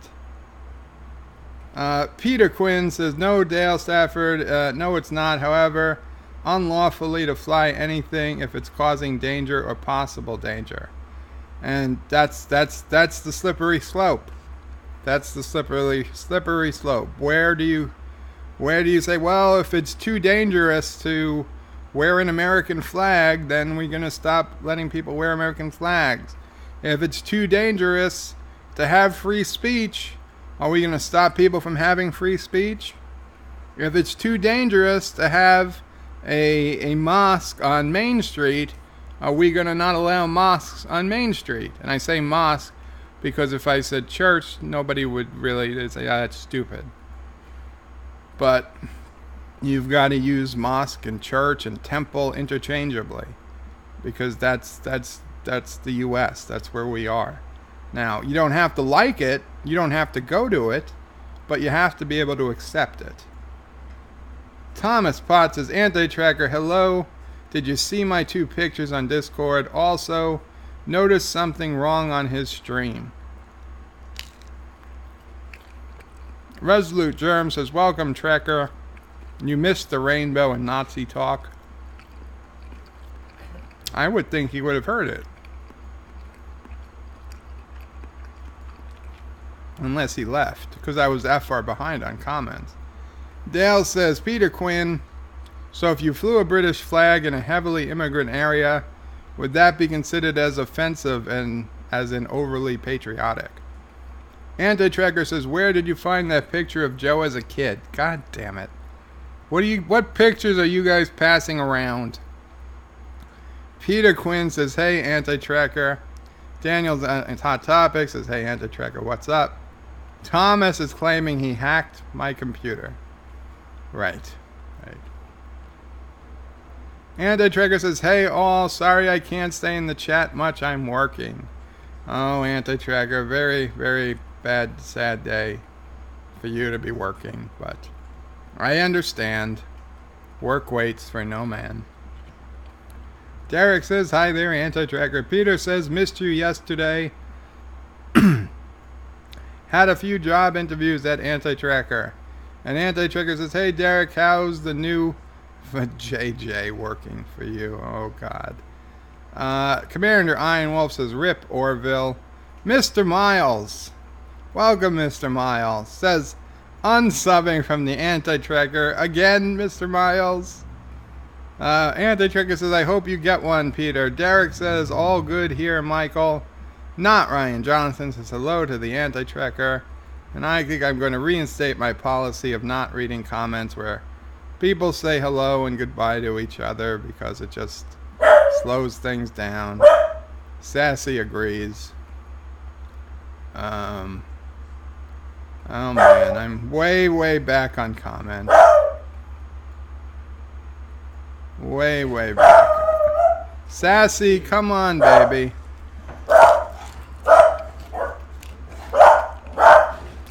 Oh, there's a dog. There's 2 dogs being walked in front of our house. And the window's open because it's such a nice day.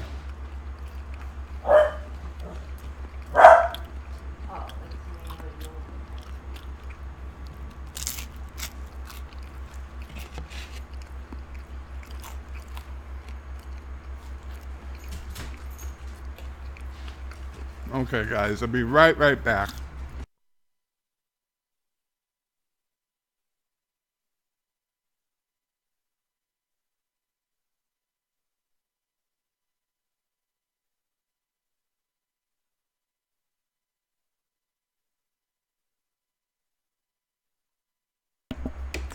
Okay. Sassy has quieted down.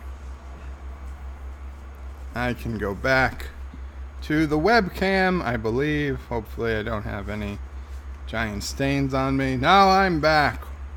And welcome to our 300 subscriber continuation. And Josh Street says, Bird, EU4 is Europa Universalis 4. I've never heard of it, Josh Street. Peter Quinn says, both looking promising. Anti-Tracker. Mr. Miles says, why does Bird have a tribble on his head? Mr. Miles, I am dressed as my favorite superhero, Ron Burgundy. You stay classy, San Diego. Yes, Ron Burgundy, best superhero of 20. And you know what? If I had time, If I had the time, and I don't, I would make a top 10 best superheroes of 2019 video and release it for April 1st and like go through, like make Captain Marvel second, and then number one would be Ron Burgundy with his super news reading powers. And I would put in scenes of him fighting the bear and the shark in Anchorman 2. And Peter Quinn says, yes, both look promising. Peter says, I'll find out one through the week. Very cool, Peter. Good luck. Anti-Trigger says, Mr. Miles, it is but one of hundreds he killed, the great triple hunt. Thomas Spot says, you should have seen the mustache. Anti-Trigger says, Peter Quinn, may the job that suits you be the best job, indeed.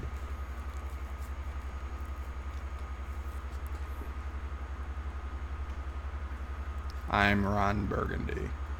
I'm kind of a big deal. I have many leather-bound books, and my walls are made of rich mahogany.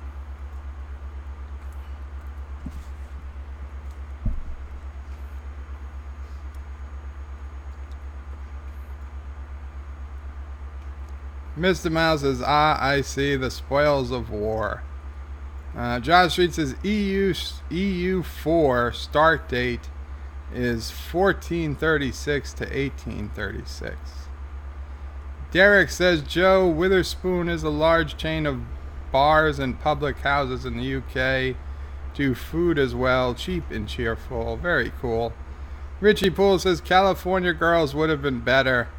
Actually, Richie, I thought I was putting on the Anti-Tracker Island explosion, but apparently I overwrote that with the DJ Odyssey one, so I'll have to go back and fix the Anti-Tracker Island one. Next time, we'll do California Girls. Alex says, I find Bird of Prey's live streams very restful and soothing. Well, thank you, Alex. Richie Poole says, fire phasers. Resolute Germ says, wrestling will be Friday night on Fox, so not replacing Orville. No, but now their Friday night shows have to move to a different night, so they have less time for original programming. Peter Quinn says, the St. James Park 1 Anti-Tracker box office call handler is the one I want. And Peter is laughing at DJ. Anti-Tracker says, wow, up to 23 watching. Bird's hair must really be doing the trick. Well, we're down to 17, I believe, now, but very cool to even get that high, even for a little bit. Thomas Pod says, you should have seen his mustache earlier, Anti-Tracker. Darren says, this is so wrong. Peter says, Anti-Tracker, he's Ron Burgundy today. Schronmore says, the bunny dance, beating Ahora's fan dance as the sexiest in sci-fi. Richie Bull says, Anti-Tracker, I think we might lose a few after watching the DJ bunny dance. Oh, is that when we lost everybody? Oh, I should have checked how many were watching before I put it on. And I was really trying to put on the Anti-Tracker Island meteors. By the way, City Skylines fans, I have been experimenting with changing the speed of meteors. And unfortunately, no matter how fast you make the meteors, it does not increase the damage they create. But there is something pretty cool you can do that I will show you the next time we play City Skylines. Mr. Miles says, how long until he figures out he's muted? It was only a few seconds. Peter Quinn says, brilliant work, Bird of Prey. And then he says, never mind, Mr. Miles. Anti-Trigger says, shown more. I think we have a fundamentally different understanding of the word sexy. Resolute Germ says, well, that was creepy. Anti-Trigger says, up to 25 watching? Really? Maybe DJ was bringing in watchers.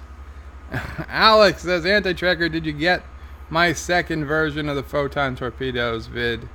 Joseph, welcome Joseph, says, you look yummy with this hair. What? Okay, thank you. Anti-Tracker says, Alex, no, I will check it out. Could be worse than could not be worse than the first one. Anti-Tracker was a good video. We just missed it. If we had been looking more to the side, we would have seen what was happening. Mr. Miles says, Bird has longer hair than me now. What a crazy world we live in. Peter Quinn says, well, it's almost 9 p.m. here in the UK. Time travel tonight, so I lose an hour of sleep. Ah, you guys finally catch up to the daylight savings.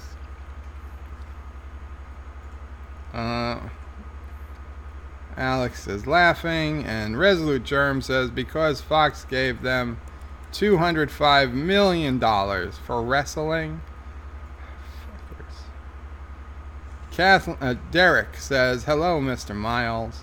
Peter says, so I'm going to log off. Good night, Peter. I'm sorry I didn't get to the comments quicker. Have a good night. Thank you so much for coming by. And that's for everybody. If any of you guys have to go, thank you so much for coming. Peter is saying good night, and everybody is saying their good nights to him. And Richie Poole says Fox sucks. Well, let's not get ahead of ourselves. Let's see what happens. Not Ryan Johnson says, have a good night, Peter. I mean, yeah, the wrestling sucks. Shromore says, Anti-Tracker, well, bunnies are worship in many cultures.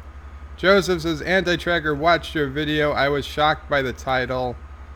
So no brain tumor, only fun. Yes, I got to see Anti-Tracker's video before it started as well. It was a... I've already forgot. A brain... it wasn't a brain scan. It was something. I wish I'd remembered what it was in my review. Mr. Miles says, Japan, China, and other Asian cultures, the swastika means good luck, and they've used it long before the Nazi Party ever formed. So yeah, Japan gets a pass. Alex says, well, in the English cross of St. George, obviously George's first, did get unfortunately hijacked by the whole BNP skinhead fascist movement in the UK. Sharonmore says, if anyone ever says, can you be any more offensive, I will tell them, yes. Yes, I can. Derek says, Captain Redneck is good at offending people, lols. And he says, I enjoy Deep Space Nine, the best track in my opinion. Mr. Miles says, DS9's biggest issue that it was dark. I think it was based on a stationary location, a starbase. Yeah, Mr. Miles, but if you actually watch Deep Space Nine, they have ships, they have runabouts. Quite a few episodes take place exploring, unexplored planets and sections of the gamma quadrant. So it's not like it's totally takes place on a space station. Usually, like maybe the A plot will take place on a ship, and the B plot might be back on the space station. But that's cool, and I mean, basically the story comes to them more than they, for the episodes where they're not on a ship, the interesting stuff comes to the station. It's really no different. They still made first contacts. They made first contact without ever leaving the station because they're at the wormhole. New species would come through the wormhole, and their first contact with the Alpha Quadrant was at Deep Space Nine. So you didn't need a spaceship. I mean, if anything, Deep Space Nine proved you did not need a ship to make decent Trek, although having a ship certainly helps. It makes it easier. Mr. Miles says Star Trek, not Star Watch. Mr. Miles says in every other Trek show, the ship itself nearly becomes a character to the audience. The station then became a character. I don't know. Mr. Miles says they look forward to seeing it on screen, going new places. And fine, they had runabouts. They went new places. And then they had the Defiant. They went new places.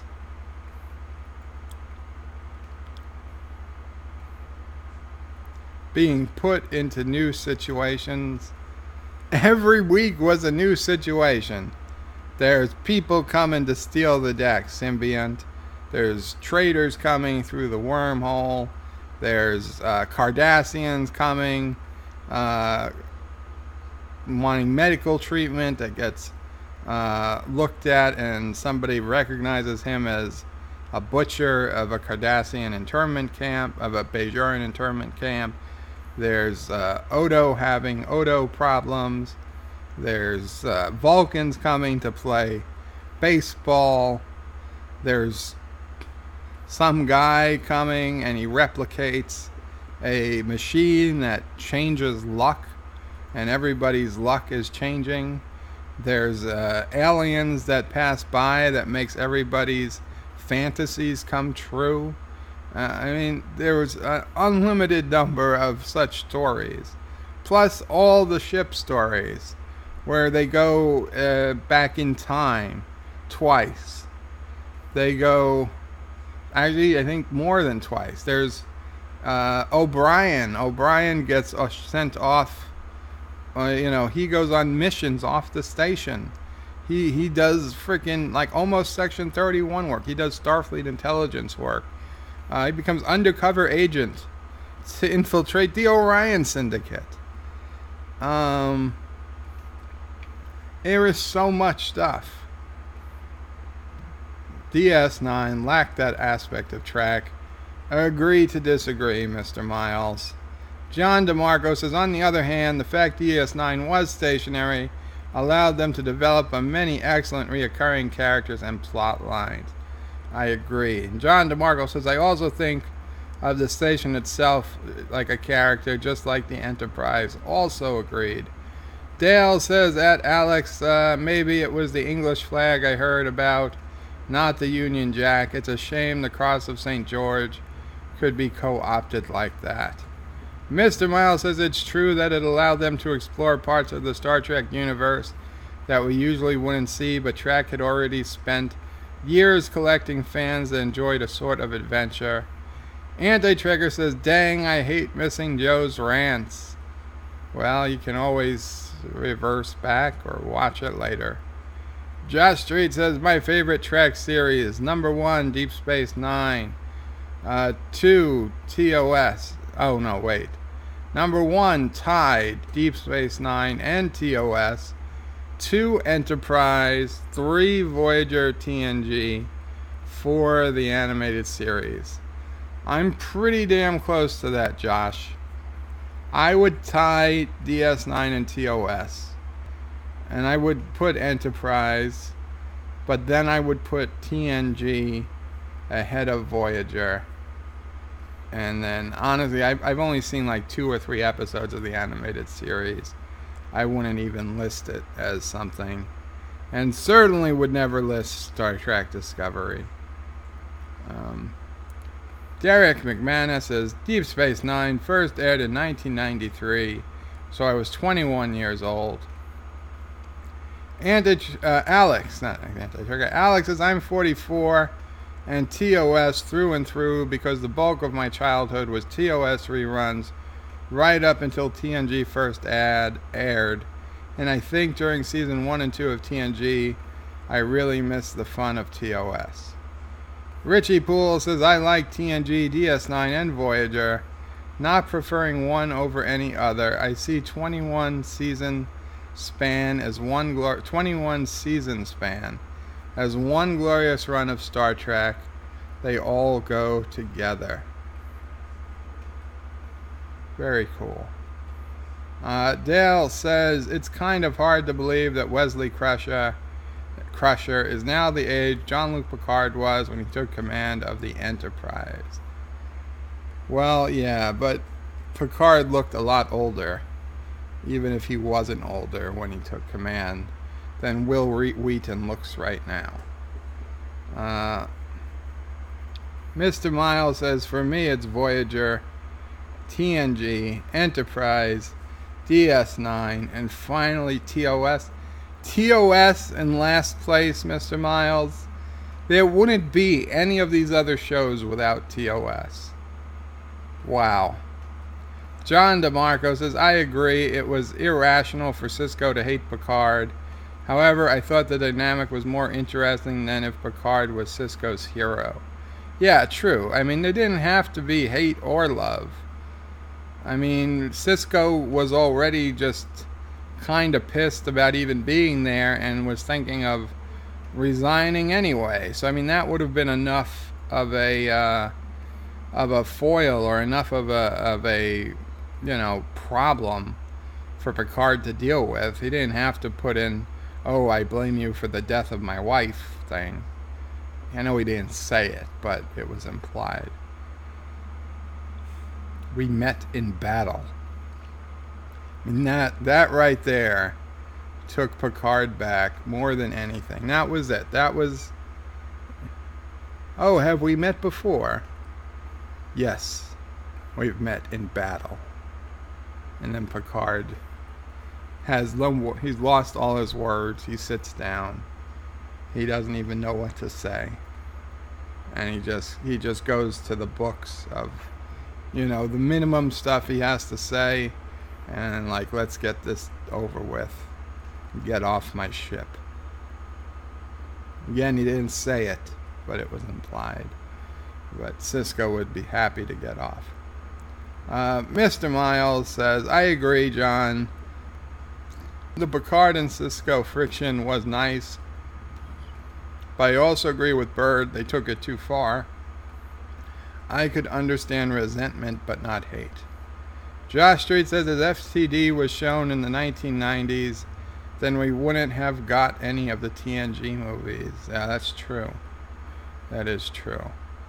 If STD was shown at any point, we wouldn't have gotten anything after. It's only because of the giant 5 or 6 series that exist prior to STD, and all the movies that exist prior to STD coming out, do we ever have a shot in hell of there being any post STD quality Star Trek ever again? Because if it was TOS to TNG to STD, that would have been it. That would have been the end of the line. There wouldn't have been any TNG movies. There wouldn't have been any more future Star Trek shows. That would have been it. John DeMarco says, maybe they were going for Kirk supporters from the Kirk versus Picard debate. Maybe, John, but if you were a Kirk supporter, you're not going to change your mind. Mr. Miles says, Voyager is my favorite, but I'm biased because I have a ton of nostalgia attached to the series. Resolute Germ says, no, Bird, it fits well because at the time Picard still blamed himself for the attack. And that's probably why he was so taken aback and couldn't defend himself, but I honestly don't think day to day Picard blamed himself, because he wouldn't be able to function as a captain if he was literally blaming himself every day of the week for the Borg attack. And the irony is that though not 100% his fault, Captain Sisko got more people killed than Captain Picard ever did as a Borg. Now, it wasn't Sisko's fault that the Dominion came through the wormhole and started a alliance with Cardassia and then started a war with the Federation. But he was the one who maybe could have prevented it. He was the one that, could have done something sooner. And think of all the people who would have a legitimate hate for Cisco, like Cisco did for Picard. Good thing he made it to the wormhole. Mr. Miles says, Voyager was the show I grew up watching, sitting in front of a TV every week, every Wednesday, waiting for new episodes. John DeMarco says, DS9 is my favorite, but I enjoy TOS, TNG, Voyager, and Enterprise to one degree or another. Oh, I do. I don't hate any of them except the one you didn't mention. Dale says, and I don't even hate it, I'm tired of it. It's awful. I hate specific episodes, and I hate messages and themes and writers writing and scripts, but not the whole thing. Dale says, I never noticed excess noise on your stream, but then again, I watch it on a TV instead of with headphones. Just make yourself comfortable, man. Thank you, Dale. Thomas Pott says, hello, Sassy. Thanks for the picture you sent me. Damn it, Sassy. I knew we shouldn't have given you an Instagram account. The comments, there's still a lot. Alex says, I love the idea of rainbow Nazis. Dale says, my personal opinion about DS9 versus TNG. I don't think a darker tone necessarily makes something better. Personally, I prefer things that are more optimistic and shiny and positive. DS9 tone depressing. Dale, how much of DS9 did you watch? Because I would argue it's not a dark show. It's not a depressing show. It's no more depressing than Orville, and Orville everybody considers to be in the vein of TNG. I mean, it's like the heir apparent of TNG, but some of the best Orville episodes, Identity Part 1 and 2, not necessarily mine, but fan favorites, they're some of the darkest episodes. Okay? I mean, more people died in Identity Part 2 than I think any other of the episodes combined. All other of the episodes combined. And I mean, and the death that they found in Part 1 outweighs everything else to that point. So yeah, those were dark episodes, but doesn't mean it's a dark series. DS9 has some dark episodes, but it doesn't mean it's a dark series. Anti-Tracker is asking rainbow Nazis. You had to be there, Anti-Tracker. And Thomas Potts says rainbow equals swastika.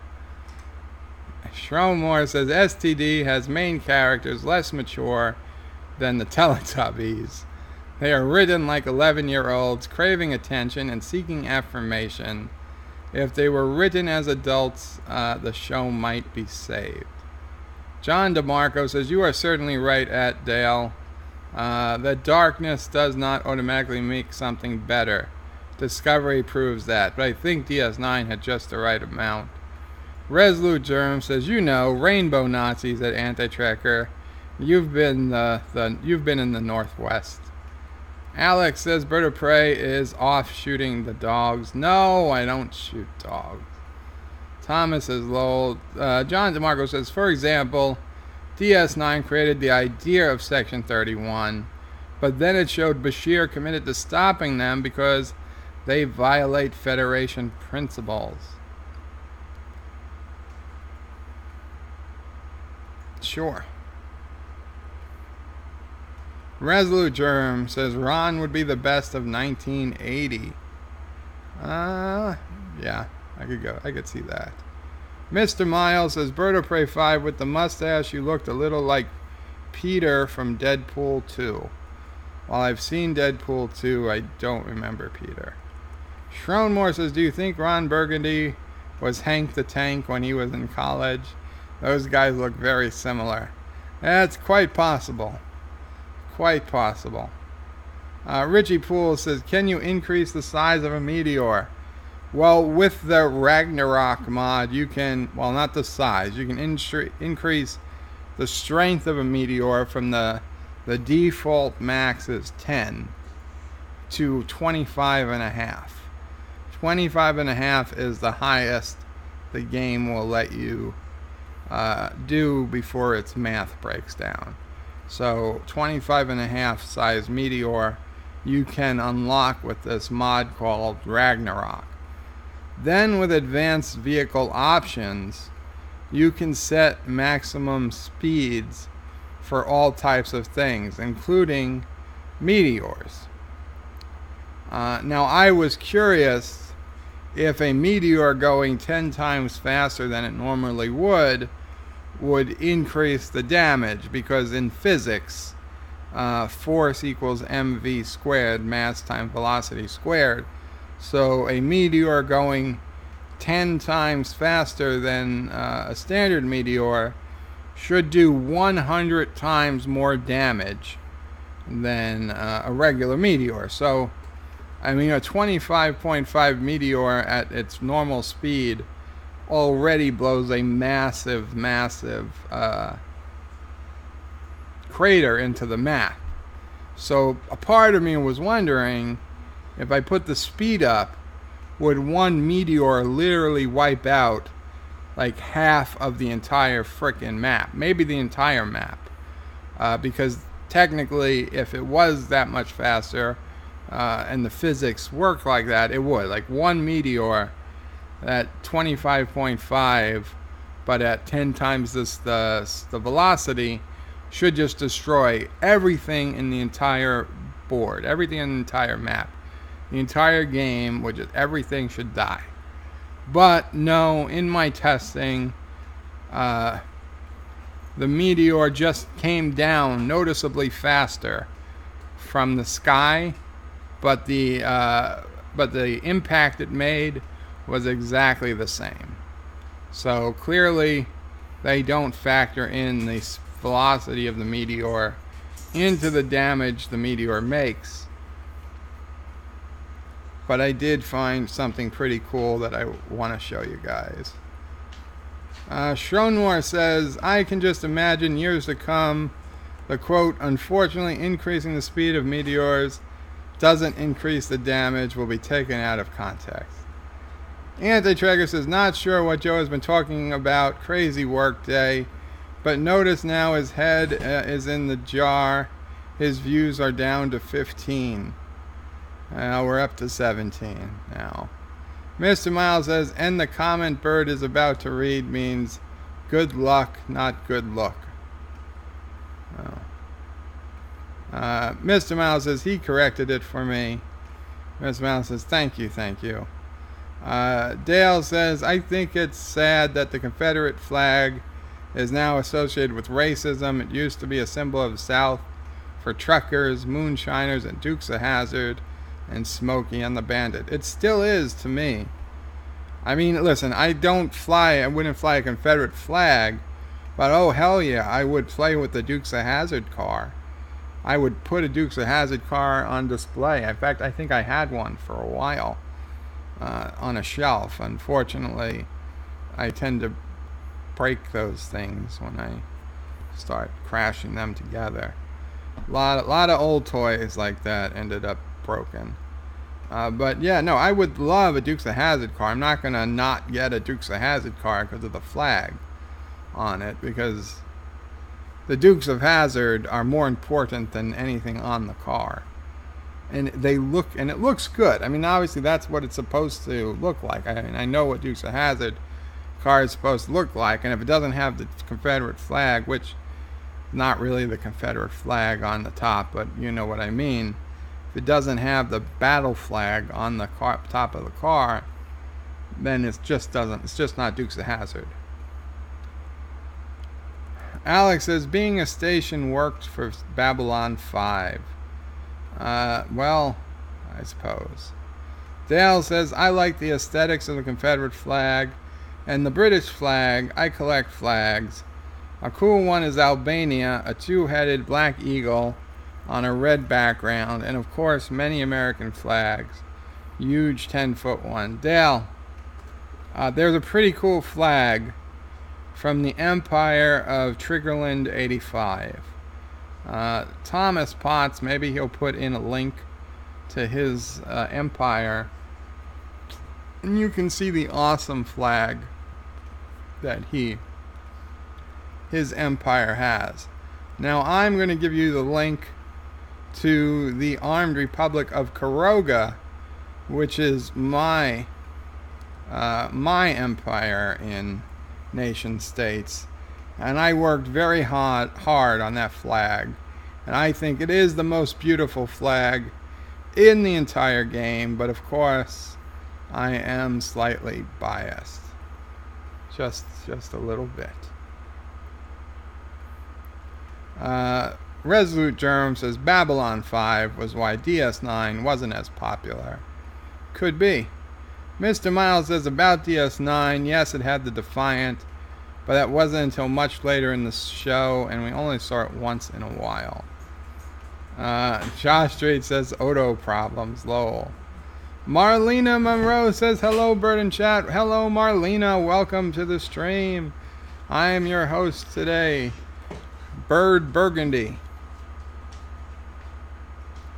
Ron Burgundy, the best superhero of any universe. And everybody says hello to Marlena. And John says, when ranking Trek shows, I would be more likely to put the Orville on the list than Discovery. 100%. 100%. The only problem is, I don't know where to put the Orville on the list. Do I put it ahead of TNG? Do I put it ahead of Enterprise? It's certainly behind Deep Space Nine. It's behind TOS, but not by a hell of a lot. The only problem is it's only 2 seasons so far, not even. In fact, it's really 1 season, because 1 season of Deep Space Nine or TNG, I mean, there were some seasons that had like 25, 26 episodes. And by the time the 2nd season of Orville ends, we'll be lucky to have 25 or 26 episodes. I don't think it's that many in total. So we're really getting like half a season per season. So there's just not enough there to do an accurate comparison. But yeah. If Orville continued for 5 or 6 more years, I would totally just put it up there. I would find a weight rating and I'd put it in there.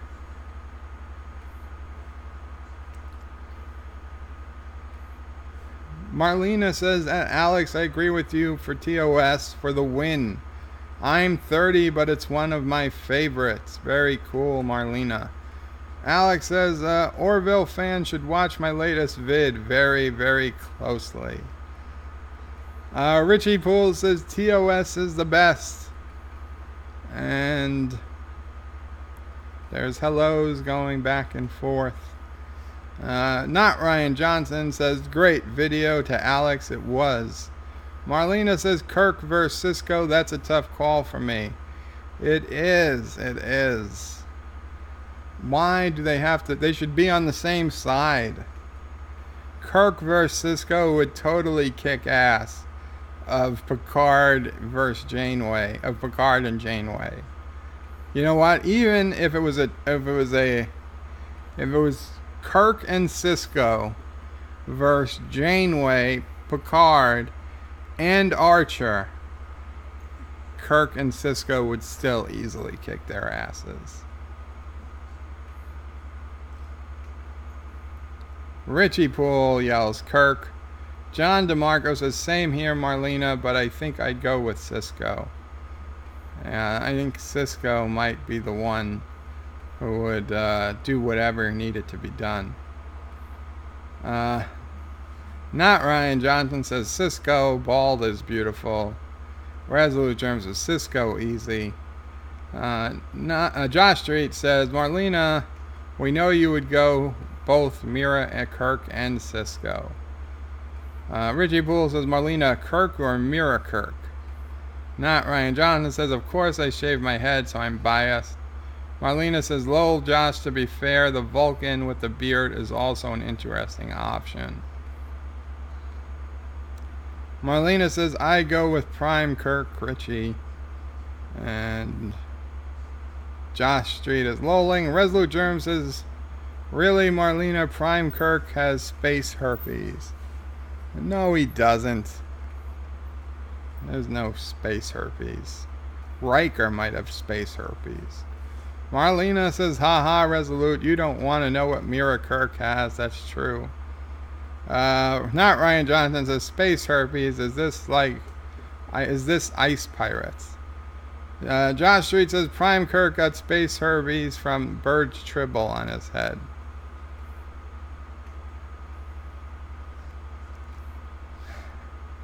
Lolling. Richie Poole says force equals mass times acceleration. Yes, okay.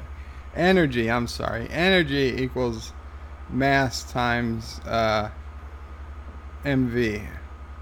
Energy squared. It's energy. Yes. Energy, not mass. I'm sorry. Mass times velocity squared. Not Ryan Johnson says, that's it, Bird of Prey. Just lost any progress he made on reading comments. Not Ryan Johnson says, yep.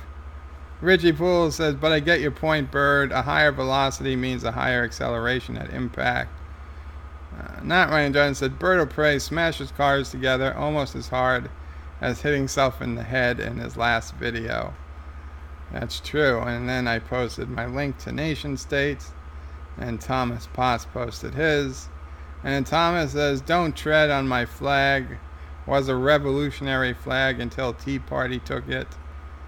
Richie Poole says, Sheldon and Amy host a web series called World of Flags. Actually, they call it Fun with Flags. Sheldon loves flags. Yes, Fun with Flags. I'm a big fan of Fun with Flags. And Thomas puts in his link. And Josh Street says, the best nation in nation states. And puts in his link to the Rogue Nation of Bird of Prey 5. Which also has a unique flag.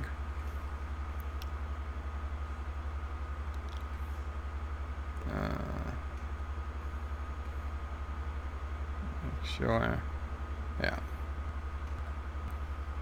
Okay. Not Ryan Johnson says, that's awesome, Josh Street. Marlena says, oh, nation states looks like fun. Resolute Germ says, you put the Orville right next to TNG. I would. John DeMarco says, nation states is great. Marlena, even my kids like it. Dale says, Karoga's flag is totally righteous. You should get one made to hang up. Didn't see Thomas's, though.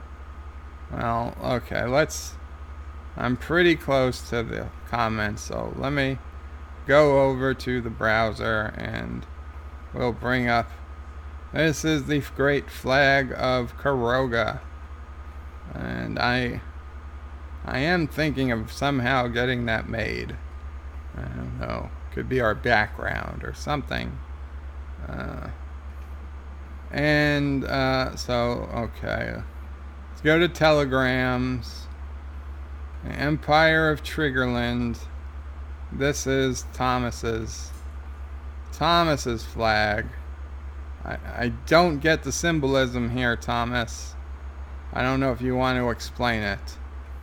But you can see he has some civil rights and unheard of political freedoms. A very terrible, awful country to live in. Let's check our telegrams. Triggerland says, don't worry. Only 299 of your subscribers are spies. Son of a bitch. The Principality of Brunswick, Luxembourg. That's a new one. Says, thanks for letting me take your people for free labor. Oh, you bastards.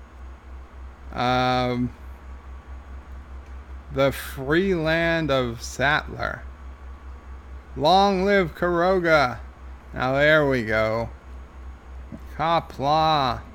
I don't know who the free land of Sattler is, but Qapla. They've earned my respect. Qapla. Greetings to the free land of Sattler.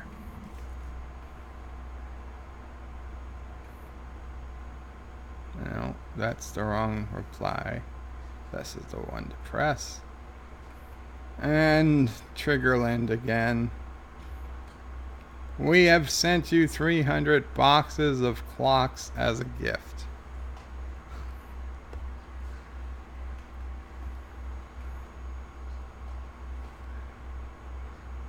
I see.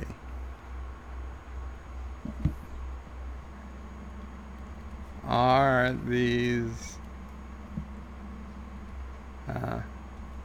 is that why these boxes are ticking?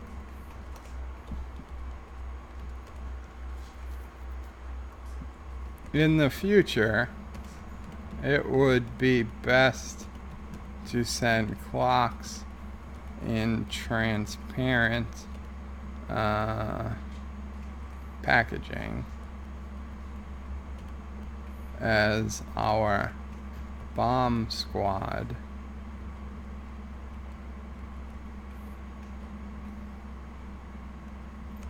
already detonated all 300.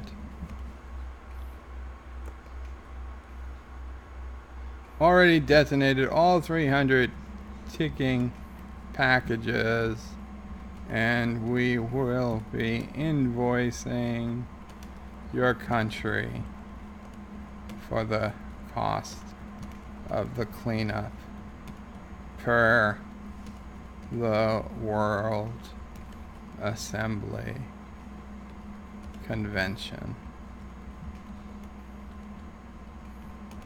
Please pay in rounds and not your worthless currency.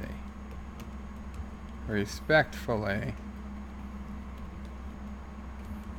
the great God Emperor of Karoga.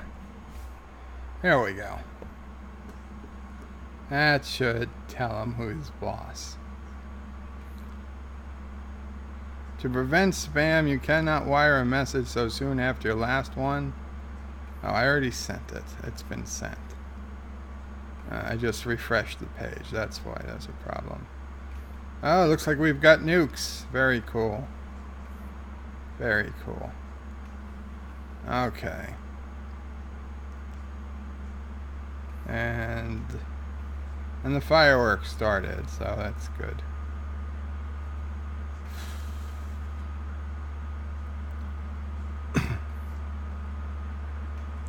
Marlena says, definitely going to give it a swing, John. Marlena, once you start, you want to join the region called the United Federations. The United Federations.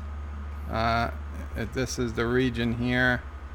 If you come to any of our states, nations, you can click on it. You can find about the United Federations. For now, that is the region we are all in, and it's generally better to just let's all be in the same region. And of course, now the fireworks stopped. Let's see if we can get them going. There we go. Well, we've got 2 fireworks. That's good enough. Now I've seen Thomas's flag. That's pretty cool too, lol. Thomas says, thanks, Dale. Dale says, Josh Street, is that your country's God Emperor on your flag? Mr. Miles says, would Khan in the Mirrorverse be a good guy? He might be. Or he might be even more evil. It depends on if he has a beard or not. Mr. Miles, Josh Reed says, yes, it's one of them, Dale. Oh, boy. Dale says to Richie Poole, that's okay. That's right. I did see an episode where Sheldon was into flags, and I totally related, but somehow I never got into the show. I know, nerd blasphemy, right? Some people disagree. Some people agree. And here's Resolute Germ says Big Bang Theory is an insult to nerddom. I think they were more, I think they was definitely closer in line when they first started. But yes, it's gotten way too mainstream in recent seasons. But you know what? This is the last season. I'm still going to watch it to the end. Richie Poole says, Dale, actually our fandom, for some reason, doesn't much like the Big Bang Theory. I love it, but some of us feel insulted by it. I don't know why. I definitely liked it early on, but I could see now it's really just mainstream nonsense. I don't know how to put it. But that said, I mean, I'll still watch the show. They still had William Shatner on last episode. That was pretty cool. Or 2 episodes ago, whatever it was. William Shatner was at Will Wheaton's house. Thomas Potts says, that's my cat. Resolute Germ says, because they get easy stuff wrong, Richie. John DeMarco says, the free land of Sattler is my nation. Cool, John. Thank you. Thank you for pledging allegiance to Karoga. Richie Poole says, it's a 20-minute sitcom. It does what it can. True. Mr. Miles says, Cisco makes a better Klingon than a Starfleet captain. That is true. We did get to see that. No, though he's a great Starfleet captain, so I will disagree. But he does make a good Klingon. Convincing. Better Klingon than Picard would ever make. Dale says, Richie Poole, I don't find it insulting. It's been funny when I watched it. There's just something about it. Overlit sitcom-ish and laugh tracks compared to others like Goldberg's that are more realistic. Now, I've never watched Goldberg's, and I never will. I can never forgive them. Well, you know how that goes. No, I've never watched Goldberg's. I honestly have. Not that I know much about it other than the little bit I've seen on preview, and nothing about that show gives me any reason to think I'd want to watch it. Schronmore says, have you thought of putting your designs up on Teespring and earn yourself some latinum from merchandise? If you're talking about me, yes and no. My forum already has a Cafe Press account, which is much like Teespring. And in the 10 years plus I've had my forum, sometimes with hundreds and hundreds of active users, though now a lot less. I think I've sold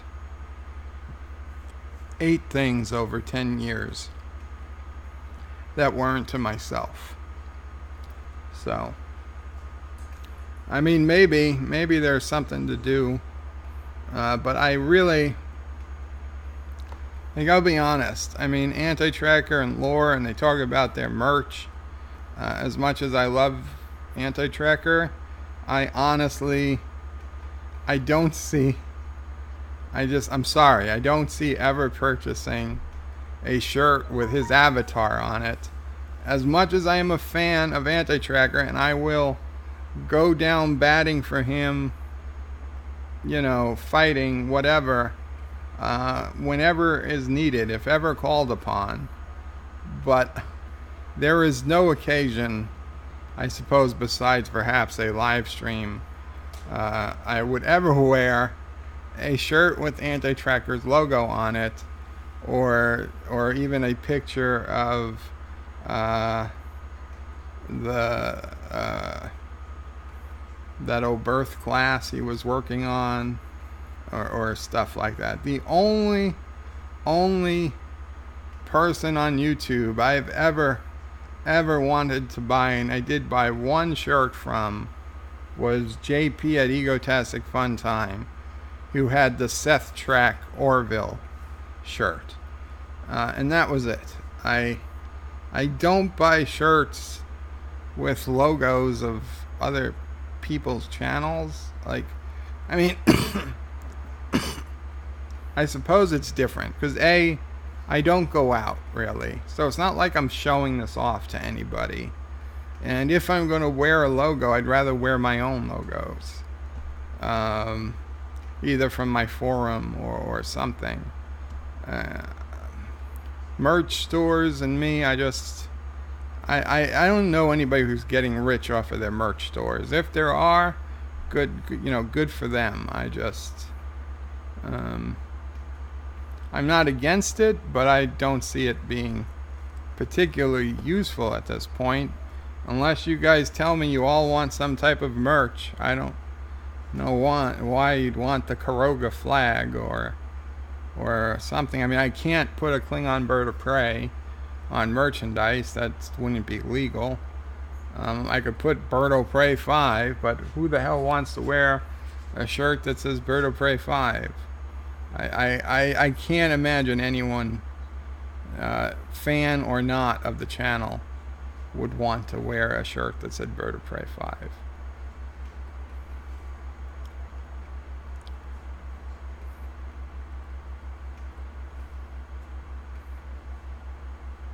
Dale says, I know a company that makes custom flags. Not sure how much they cost, but I bought a lot of my nation flags there. Cool. Showmore. And then Showmore asked if I thought about Teespring.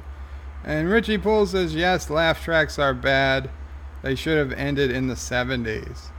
Mr. Miles says, we should put a laugh track over Bird of Prey 5 stream. Ha ha ha ha ha ha.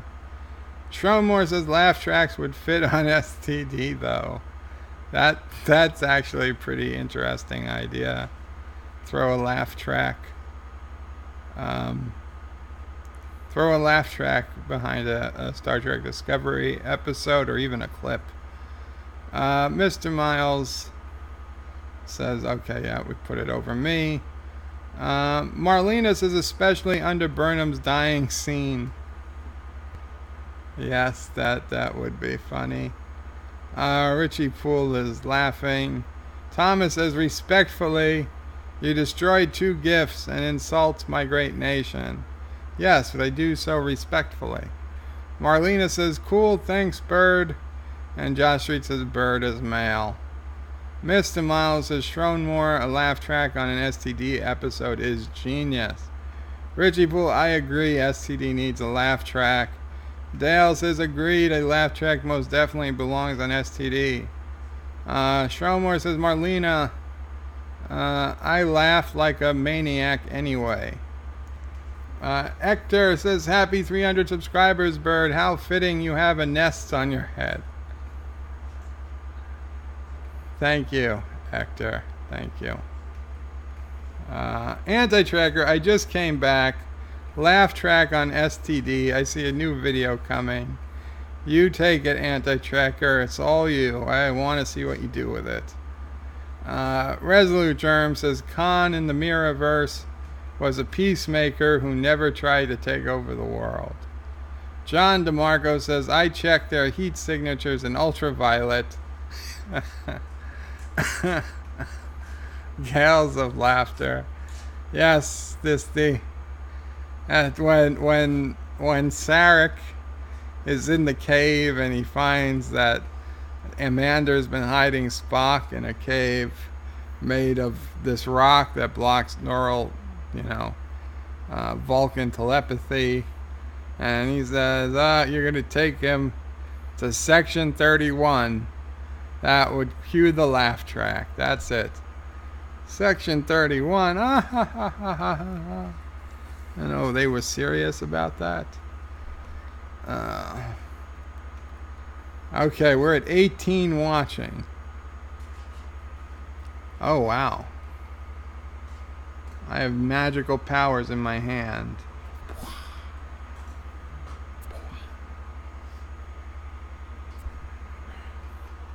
I can't do it again if I tried. Let's see. Let's see.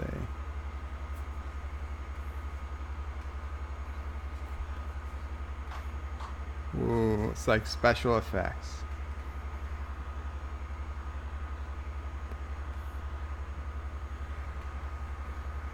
Anyway, we've got 18 watching. I'm gonna take off the hair. We're gonna see what happens. What happens? The hair is not coming off.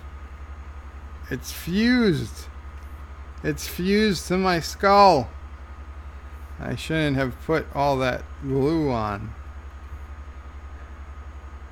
Damn it. Okay.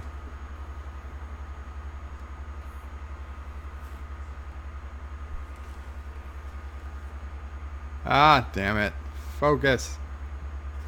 Focus.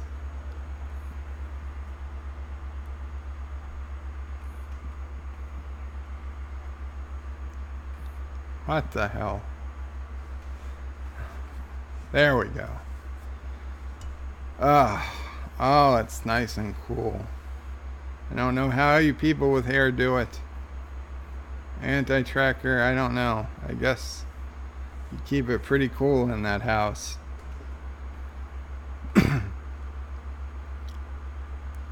Do it, anti-tracker, says Marlena. And then a bunch of people saying hi to Hector. And he's saying hello back. And Marlena says, I like science. Insert laugh track. And anti-tracker says, oh yeah. Thomas Pot says, Karoga stabs its allies in the back. You don't know what you're talking about, Thomas. Dale says, I am sure at some point I will finally binge Big Bang Theory. My nurse always brings it up. She can't believe that I don't watch it. I was also late to the party for Babylon 5. Better late than never. Anti-Tracker says, since my short vid today seems to do well, I think I may do a few like that. Cool. Josh Street says, Anti-Tracker, is Monday stream going to be a night stream so you can do a reaction stream to the new Twilight Zone? Oh, Monday. Is that Monday? That's right, April 1st. We're 2 days away from the new Twilight Zone. And I have an active CBS All Access subscription because it was free for 3 months. Because they're crazy. They can't give this stuff away. Oh, I'm totally going to be watching it.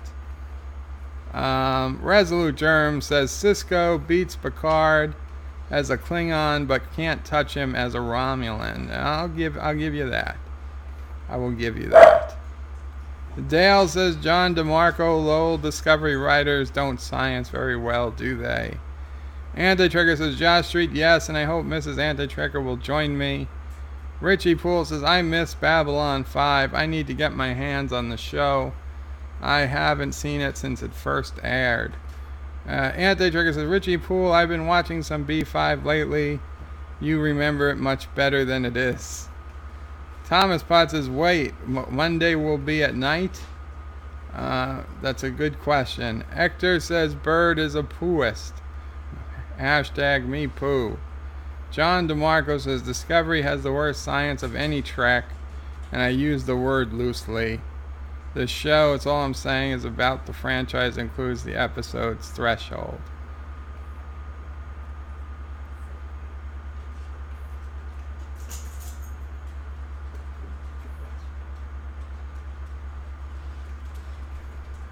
Marlena Monroe yells, Seth Trek.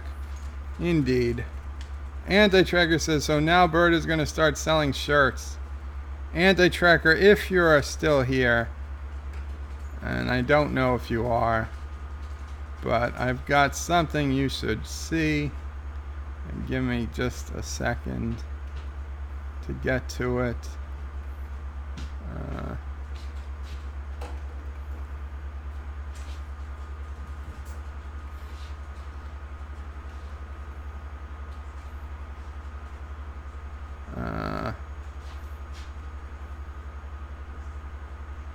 I don't.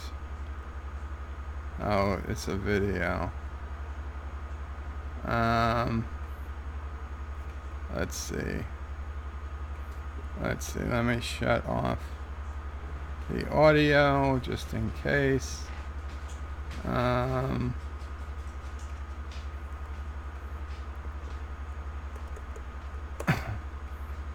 don't know if it will work on my browser.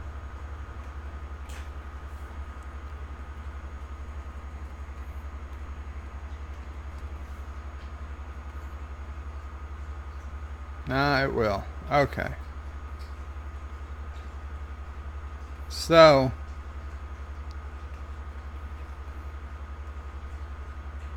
apparently, this restaurant serves poop-themed food out of toilets. Now, I know Trolita isn't here, so I think it's safe to play. But this restaurant is totally toilet themed. Oh my God, that's awful. The Modern Toilet restaurant in Taipei, Taiwan, celebrates everything about going to the bathroom. You can eat poop-shaped foods, eat out of toilets. Oh my God. And even drink out of a urinal. Oh, the menu is packed with bathroom-related items. But the most popular dish is the beef curry. It comes in a toilet. With a side of tofu that's inside a poop, a giant poop. Oh my God. Their menu is a toilet bowl. A toilet bowl cover. For extra money, you can take a mini urinal filled with mango juice home as a souvenir. Oh my God.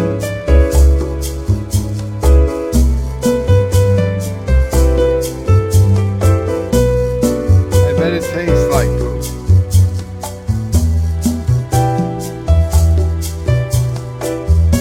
Even the bathroom is an experience where you can wash your hands in a toilet and use a mouth-shaped urinal.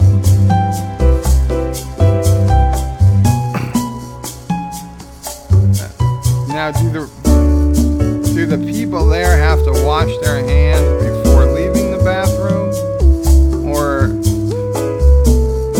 do they have to wash their hands after serving the food? It's hard to tell. I'm guessing there is not a lot of hand washing, regardless.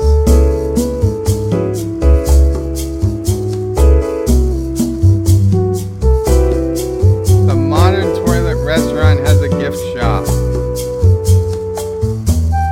so you can bring some poop home. Oh, Jesus.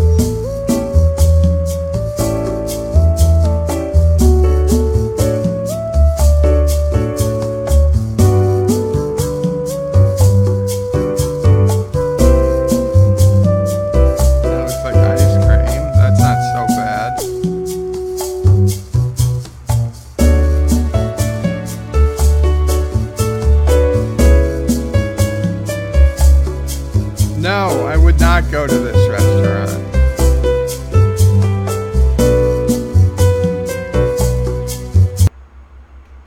Wow. So, yeah, if anybody wants that URL, I'll go ahead and I'll paste it in.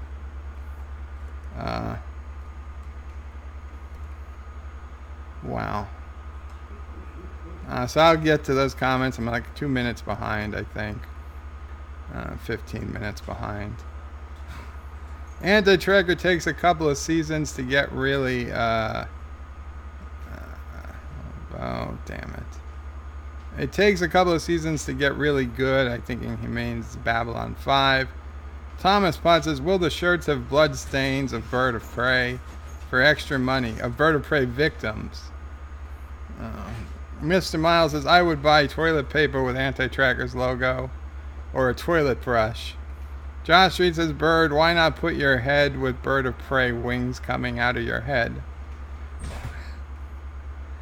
Resolute Germ says, I'd buy a Bird shirt, just don't do TeePublic. Their shirts suck.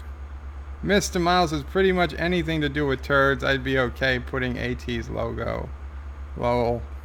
Dale says, Goldberg's touched on your current pop culture things.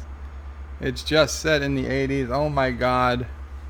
What did they do to you, Bird? I need to know if I should start boycotting it. No, I was quoting Kirk from Star Trek 6. I'll never trust Klingons, and I never will. I'll never forgive them for the death of my boy. My son. Dale says, gotcha, just not your vibe. Fair enough. Marlena says, so many possibilities, put laugh tracks under bits of STD. Anti-Tracker, it's a classic case of a show that is story-driven, so character and plot is secondary. The story over time is compelling, but everything else isn't. Richie Poole says, Bird has CM powers. CM powers. Josh Reed says, Bird is trying to be Goku. Trying to be Goku. Marlena says, is Bird dyslexic? He has superpowers. Anti-Track, I don't think I'm dyslexic. I think I'm just bad at reading sometimes. Anti-Trigger says, Star Trek has always been character-driven. That is the problem with STD. They are trying to be story-driven, and it doesn't fit Trek. Hector says, that hair achieved sentience. Richie Poole agrees with Anti-Tracker. John DeMarco says, the hair will not be deleted. You have to send it 950 years into the future. And Marlena is lolling. And Josh Street says, lol, the stream wasn't happy that you took the tribble off. Oh, we'll get over it. They'll get over it. Anti-Tracker says, it's such a burden having such awesome hair. Lol. Thomas Potts says, hey, Bird of Prey, a fake guy was taking your place before. No, he wasn't fake. He was real. But that was just me as Ron Burgundy, the #1 superhero in all the universes. Mr. Miles says, if I had CBS All Access or any of the STD DVDs, I'd already be working on putting a laugh track on certain clips. But someone will get there first. But the problem is, once you do that, there's nowhere to share it, because if you put like a 30-second clip of Star Trek Discovery on YouTube with a laugh track behind it, it's going to get copyright, content match, and it's going to get blocked from showing. So as cool as it is to do, I don't know. I mean, you can maybe get away with a 15-second clip, maybe. But that's really not enough to, what are you going to do, 7 seconds and then 7 seconds of a laugh track? I don't know it's going to work out. Schroemore says, Anti-Tracker, many of the issues with Babylon 5, it requires watching more than once. Well, that is a problem. It's much better on rewatch, as you notice the foreshadowing. But on the first watch, it can leave you cold, story-wise. Anti-Trigger says, I will most likely do a couple of streams on Monday. The regular morning, a short supporter stream, and the Twilight Zone special. So that's 3 streams. So basically, Anti-Tracker, you're saying I'm not going to be streaming on Monday. Well, good to know. Josh Street says 3 anti-tracker streams. Who did Bird kill to make that happen? Chief Cook says hi guys. Hello Chief Cook. Welcome to the 300 subscribers spectacular, Chief Cook. John DeMarco says wire to wire turd streams Monday. And Shronmore says hi Chief. Resolute Germ, a lot of people said hi, but I skipped most of those. Resolute Germ says to Shronmore, the foreshadowing was part of the problem with Babylon 5. They basically gave away the ending years in advance. Chief Cook says, hi Tom, is he singing again? Only once, and it was a very short song. Anti-Tracker says, I love it. Richie Poole says, look at that, Anti-Tracker. Mr. Miles says, we know Anti-Tracker has relatives in Taiwan. Malina says, what? What up that AT, says Chief Cook. John DeMarco says, the most popular dish in their latest episode of Discovery. Is the latest episode of Discovery. John Judy says, that Anti-Tracker's restaurant. Anti-Tracker says, I so want to go there. Wow. Chief Cook says, hi, Anti-Tracker. Shromore said, the restaurant looks healthier than the takeaway I used to go to when I was in college. Oh, God. That was over 20 years ago. Anti-Tracker, maybe you can contact them about being the first franchise in the United States. Anti-Tracker says, hey, Chief, then you can give up this whole YouTube thing and just give your channel over to me. And you can become a professional restaurateur. Chief Cook says, what the hell is he watching? I don't even know anymore, Chief Cook. Resolute Germ says, maybe Anti-Tracker can get a deal on franchise rights. Exactly. Richie Poole says, they probably play STD non-stop on the flat screens, even in the restroom. Chief Cook says, wireless telecommunications facility, but in shorthand. Anti-Tracker says, I should sue them for using my likeness without permission. Yes, Mr. Miles says, and you can even reuse the drink urinal later when you're on the road and can't stop. Mr. Miles says, just remember not to get them confused. Yeah, that would be bad. Richie Poole says it's 25% different Anti-Tracker in no case. Chief Cook says, at some damn reason I keep missing your show. AT, some damn reason I keep missing your show. Well, Chief Cook, make sure you subscribe to antitracker.com and you watch the Anti-Tracker video forum so you can get updates in case you're missing notifications. You can get notifications when Anti-Tracker goes live or puts up a video. Alex says, I suspect some weird fetishes go to that restaurant.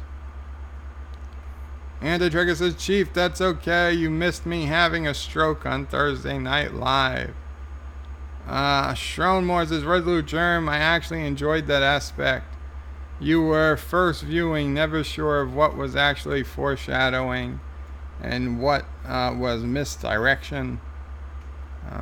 Chief Cook says, was there Anti-Tracker? I was there, Anti-Tracker. It was bad. Marlena says, guys, catch you later. Gotta get some sleep. Qapla, Marlena. Have a good night. Thank you for coming. Mr. Miles says, Klingon bastards killed my son. And he says, that I'll never mention again. Poor David. Admiral, I never got a chance to tell you about your son. David died most bravely. He saved Spock. He saved us all. I thought you should know. What the hell did you talk about on the way home? Everybody went into their separate quarters and no one talked. Oh. And then the whole time they were on Vulcan, you still didn't talk. Richie Poole Says Anti-Tracker, what is the final damage report on your collapsed shelf? Richie Poole says good night, Marlena. And Chief Cook says, speaking of Kirk, son, what was his full name? David Kirk. Oh, David Marcus, yes. Anti-Tracker says, well, the Reliant is dead. About 6 Eagle Moss stands were destroyed, and the larger 3D printer is damaged. Ouch. Man, who needs earthquakes when your IKEA shelves just give way? Chief Cook says David James Marcus. It could be. Dale Stafford says, wow, just wow, gnarly poop food, gag me. And a sad face to Anti-Tracker from Thomas Potts. And Anti-Tracker says it's all about the editing. If you know, if you have not seen my video today, I put a lot of SCD clips in it. So far, no copyright strikes. Chief Cook says, thanks, Burr. Darren says, hey, you're at 317 subs now. Yes, Darren, we actually did get well past 300 in no small part thanks to Anti-Tracker pushing, and also thanks to all of you guys who have also been telling friends and family and loved ones and, you know, church people and neighbors and people you see on the street, chasing ambulances to hospitals and telling people who have nothing else to do that they should come and subscribe to my channel. So thank you all. Thomas Potts says the opening of Babylon 5 spoils each season. I mean, the mention of the Shadow War before it started. Schroenmore says Lore Runner does very good Babylon 5 episode reviews if interested in the B5 universe. Hector says, hey, it's 6% above 300. Cancel the celebrations. Dale said, oh my god, I can't believe the toilet-themed restaurant. It's like, what's your damage, Heather? Anti-Tracker. I can't watch Lore Runner. His name sounds too much like Lore Reloaded. Mr. Miles says, laugh track on Burnham Death. Anti-Tracker says, Mr. Miles, dang it, you ruined it. Dale says, so foul. Anti-Tracker says, I'm working on that now. I just downloaded the laugh track sounds. And Mr. Miles is laughing, and he says, you still likely be the first one to get it on YouTube. Actor says, no, you ruined it. Dale says, funny how simple comment about a laugh track has generated all this terrific art. I wish I had you guys' talent. Anti-Tracker says, you know, Savic's line should have been, David was a dumbass. I was 5 times stronger than him, and I was about to snap the Klingon's neck, but David jumped in front of me. Oh, poor David.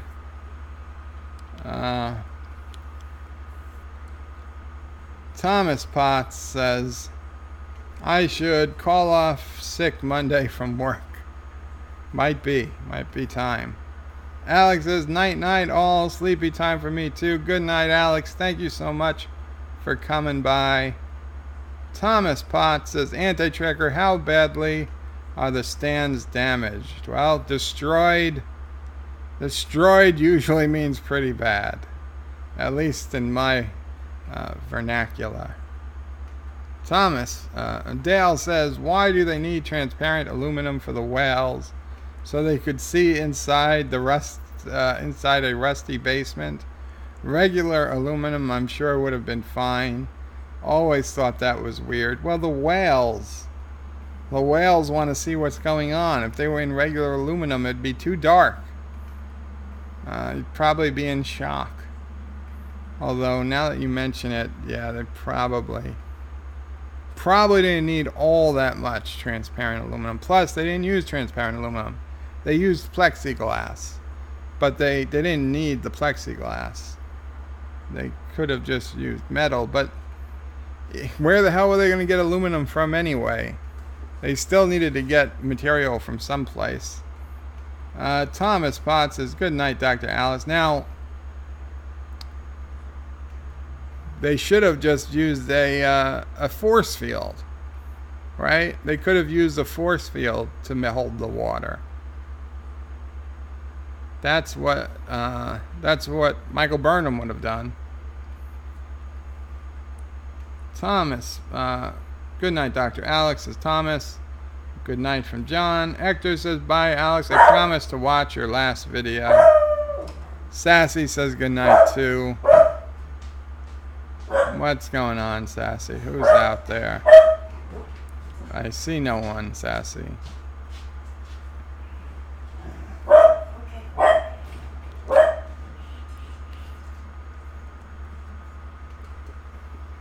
Anti-Tracker says, Thomas, the clear plastic park is beyond repair of most of them. Aw, that's a shame. Not Ryan Johnson says, good night, Alex. Thomas Potts says, Dale, which way's less? Mr. Miles says, Anti-Tracker, they have Section 31 comm badges, right? A laugh track when they show those for the first time. Actually, a laugh track every time one of them pulls out a black badge. Like it means something. Chief Cook says, Savick, say you are just like your father. So human. Thomas Potts is sad for Anti-Tracker. John DeMarco says, every time Tilly speaks, it's a call for a laugh track. It's actually a call for a anger track or something. Too obvious, says Hector. Dale says, Thomas Potts, I don't think they ever brought up the issue of weight. Just for some reason, they wanted it to be see-through. Why doesn't aquarium for transportation have to be see-through? Because the whales are sentient beings. They don't want to be scared. It'd be like putting you in a coffin versus a cage for transport. Thomas Potts says, Dale, not sure, but I didn't notice space for air in it. No, they had to hold their breath the whole time. Richie Poole says they need something from McCoy and Scotty to do. That's probably true. Thomas Potts says, thanks for the message, Sassy. Bark, bark, bark. Is that how you're telling Thomas how you're sending the pictures of me? Via encoded bark signals? He's decoding them. Hector says, McCoy didn't kill the whale. That should count for something. John DeMarco says, perhaps the plexiglass was more feasible to get on short notice. Also, the bird of prey was low on power, and they probably didn't want to rely on force fields. They should have powered the force fields by something other than the bird of prey. Like a comm badge, which I know didn't exist, but a tricorder could have powered the force field. Mr. Miles says, Hector, only because it wasn't sick. Hector, the old lady that McCoy healed in the hospital in that movie, I bet she ended up having a heart attack an hour later. Maybe she being healed is the start of the alternate timeline. Maybe had she died, time would have continued as it did, but McCoy saving her life eventually altered the timeline into the Star Trek Discovery timeline. You might have just hit the nail on the head, Mr. Miles.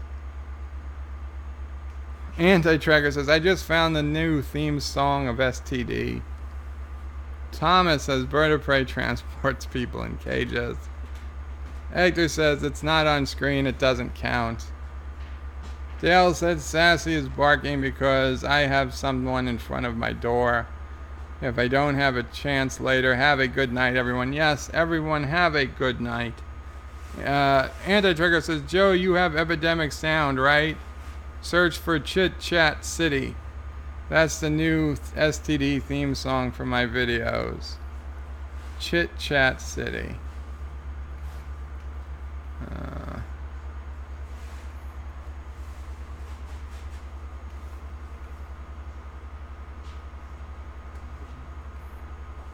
Chit Chat City.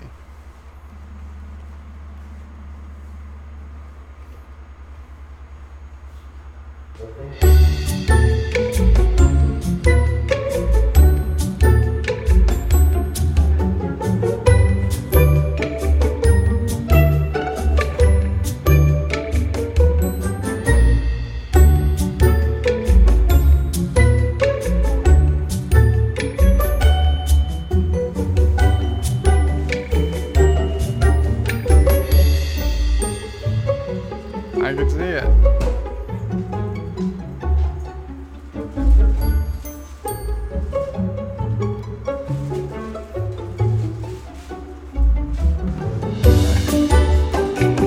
I could see this as the Star Trek Discovery theme.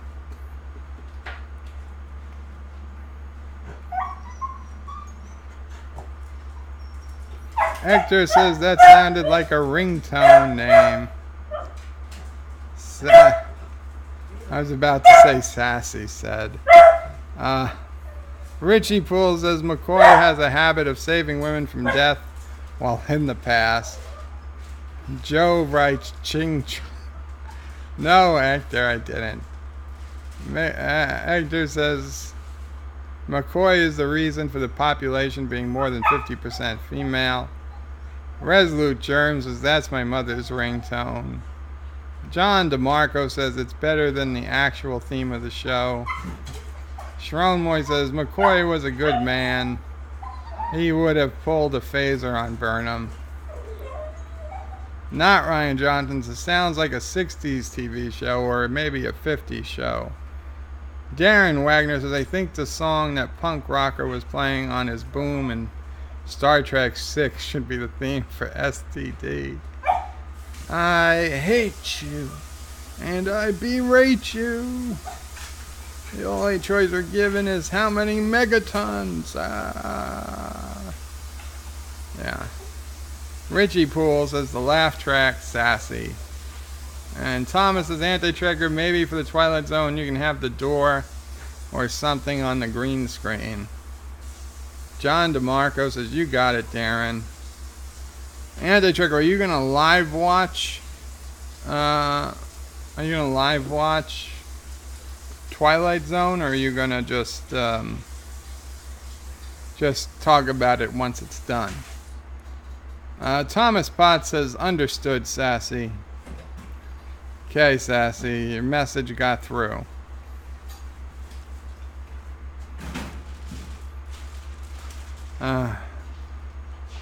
Well, guys, it's about that time. I know, it's a little early, but I was up till midnight last night, and I was up at 6:30 this morning getting the Star Trek Discovery review out. And please, if you haven't seen it, take a look. It's definitely my most fun review, I think, to date, because I've got a lot of clips, a lot of cutaways in it, and I have some of the best parts of last week's review in it. So I think you'd enjoy it. And yeah, I think we're gonna start wrapping this down, wrapping this up. Why'd I say down? Shromore says no, the theme tune to STD has got to be Dennis Leary's A-Hole. Anti-Tracker says I will most likely do a live reaction like I do for Discovery. Okay. Anti-Tracker says time to leave little anti-trackers in your bed.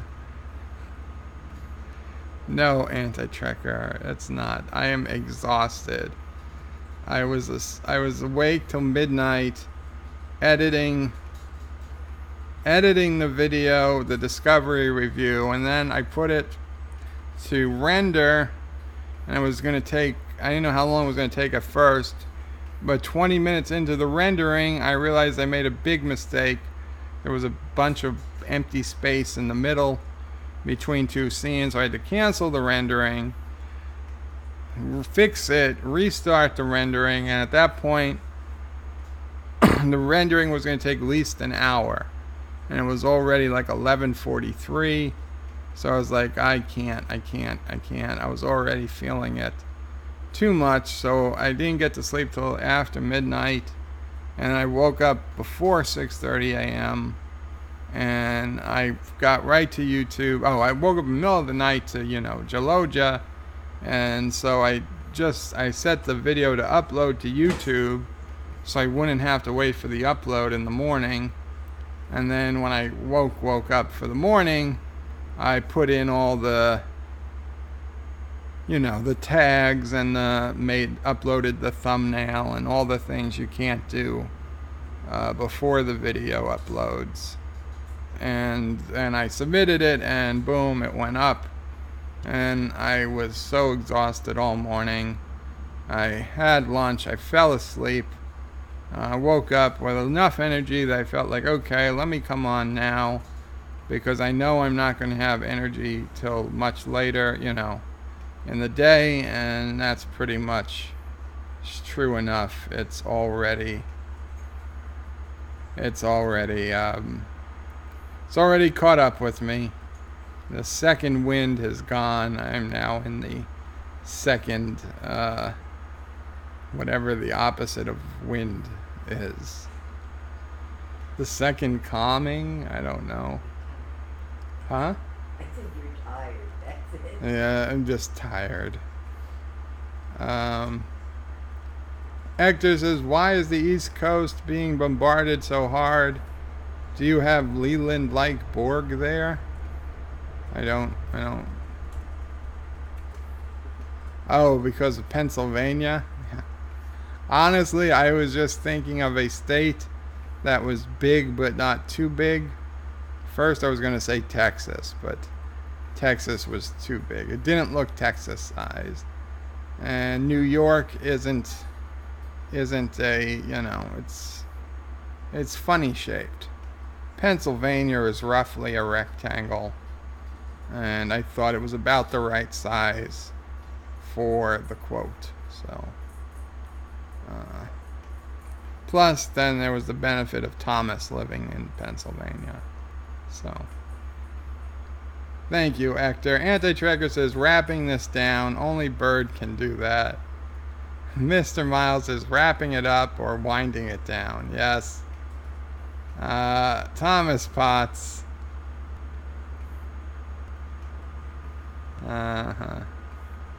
Richie Poole says, it's a great review, Bird. I think it took a lot out of you reviewing it, though. Took a lot out of freaking watching it and reviewing. And literally talking about it just made it worse. And I don't know. Later this week, I'm probably going to put the last section up as like its own thing.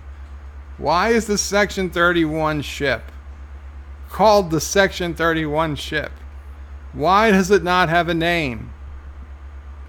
Give the damn ship a name. Everybody refers to it as a Section 31 ship.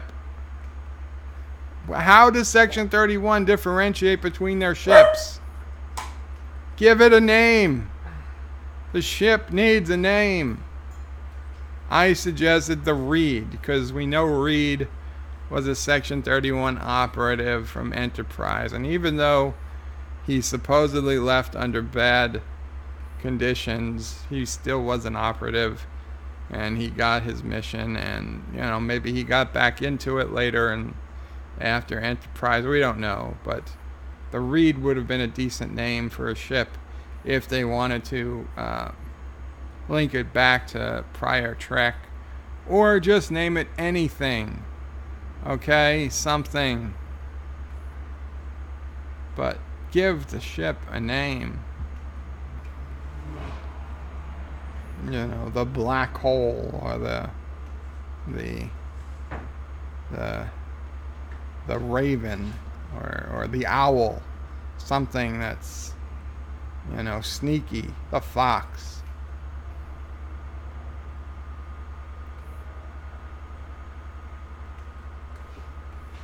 Anti-Tracker. Yes, it can be. Hector says, deflating it down. Thomas Potts says, Anti-Tracker, you do what I suggested? Hector says Thomas talks bagel. Ooh, somebody say bagel. Anti-Trigger says Thomas Potts not sure. I'll see if I can make it work. Okay. Hector says no, that's an old geezer talk. Thomas Potts says yeah, Bird of Prey, join us on Darth stream. We were shocked. Oh yeah, it was because it was like 11 something. That's when it was rendering. I was waiting for it to finish. And that's why I left the stream, because I was like, oh shit, there's this big error. And Anti-Trigger says the biggest problem is that the door is not really oriented right for having a video playing behind it. Thomas Pond says, what about that spinning thing? Anti-Trigger says the seconds suck. I don't know that I would use that phrase, Anti-Tracker. Richie Poole says, which Darth, Thomas? Darth Calhoun. Darth Raven is now Zoom. And he doesn't do streams, so. Hector says, a very fat your mama door, maybe. And Thomas says Calhoun. And Anti-Tracker says, opposite of wind equals suck. Not really. Schrommore says, okay, kids, it's been fun. Now get off my lawn, basically. Hector says, yo mama is so fat her doors are good enough for use with Anti-Tracker 16:9 video. Yeah, not a good joke. John DeMarco says, the ship doesn't have a name, but it actually has CIA as part of the registry. Really? I had no idea. Anti-Tracker says, your mom is so fat, I used her panties as a movie screen, ? The ship doesn't exist officially, even though everyone knows about it. But they've got more than one ship. That's the thing. If it's not the only Section 31 ship. If it was the only Section 31 ship, maybe I could deal with it. But they made multiple references to the fact that there were multiple Section 31 ships. Right? The the hologram of the Vulcan woman who was dead, but control hologram of her said, a Section 31 ship will be here to board you. So that means there's more than one ship. Anti-Tracker says, notice Joe agreed that pooping all over yourself is exhausting. He had memories of last night. I did not poop all over myself last night. Thomas says, it's called the NCIA 93. Very cool. Anti-Tracker says, the Section 31 ship is called the USS Foley. Richie Poole says he called it the USS Nothing to See Here.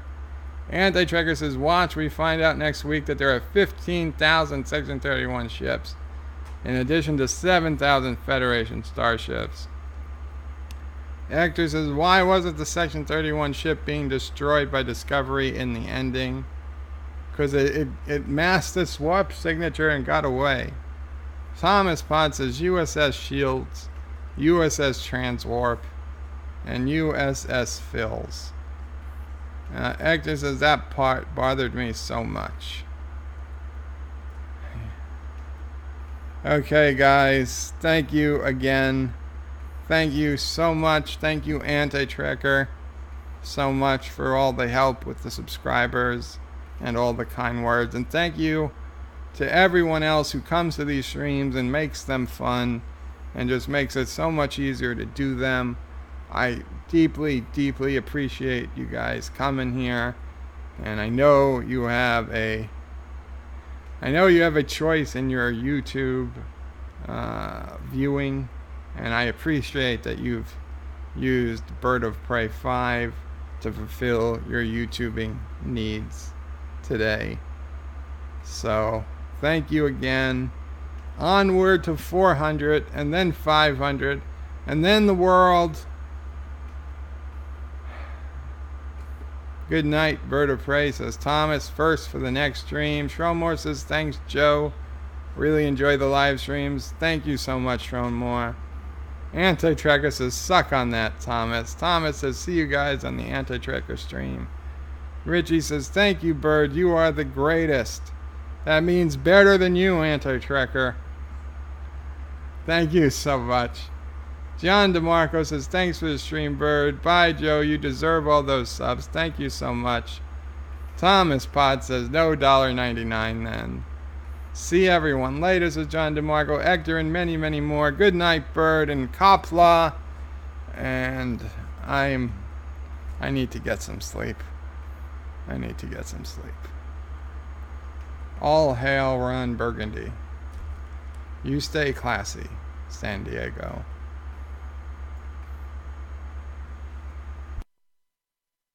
Thank you all for watching my video. Please remember to comment, like, and subscribe. And don't forget to hit that bell icon. Without it, you won't get notifications of new videos. If you want to visit me, check out my forum at juot.net. I'm also on social media, on Facebook, Twitter, and Gab. And if you're really crazy, you can send me some money on PayPal. Take care.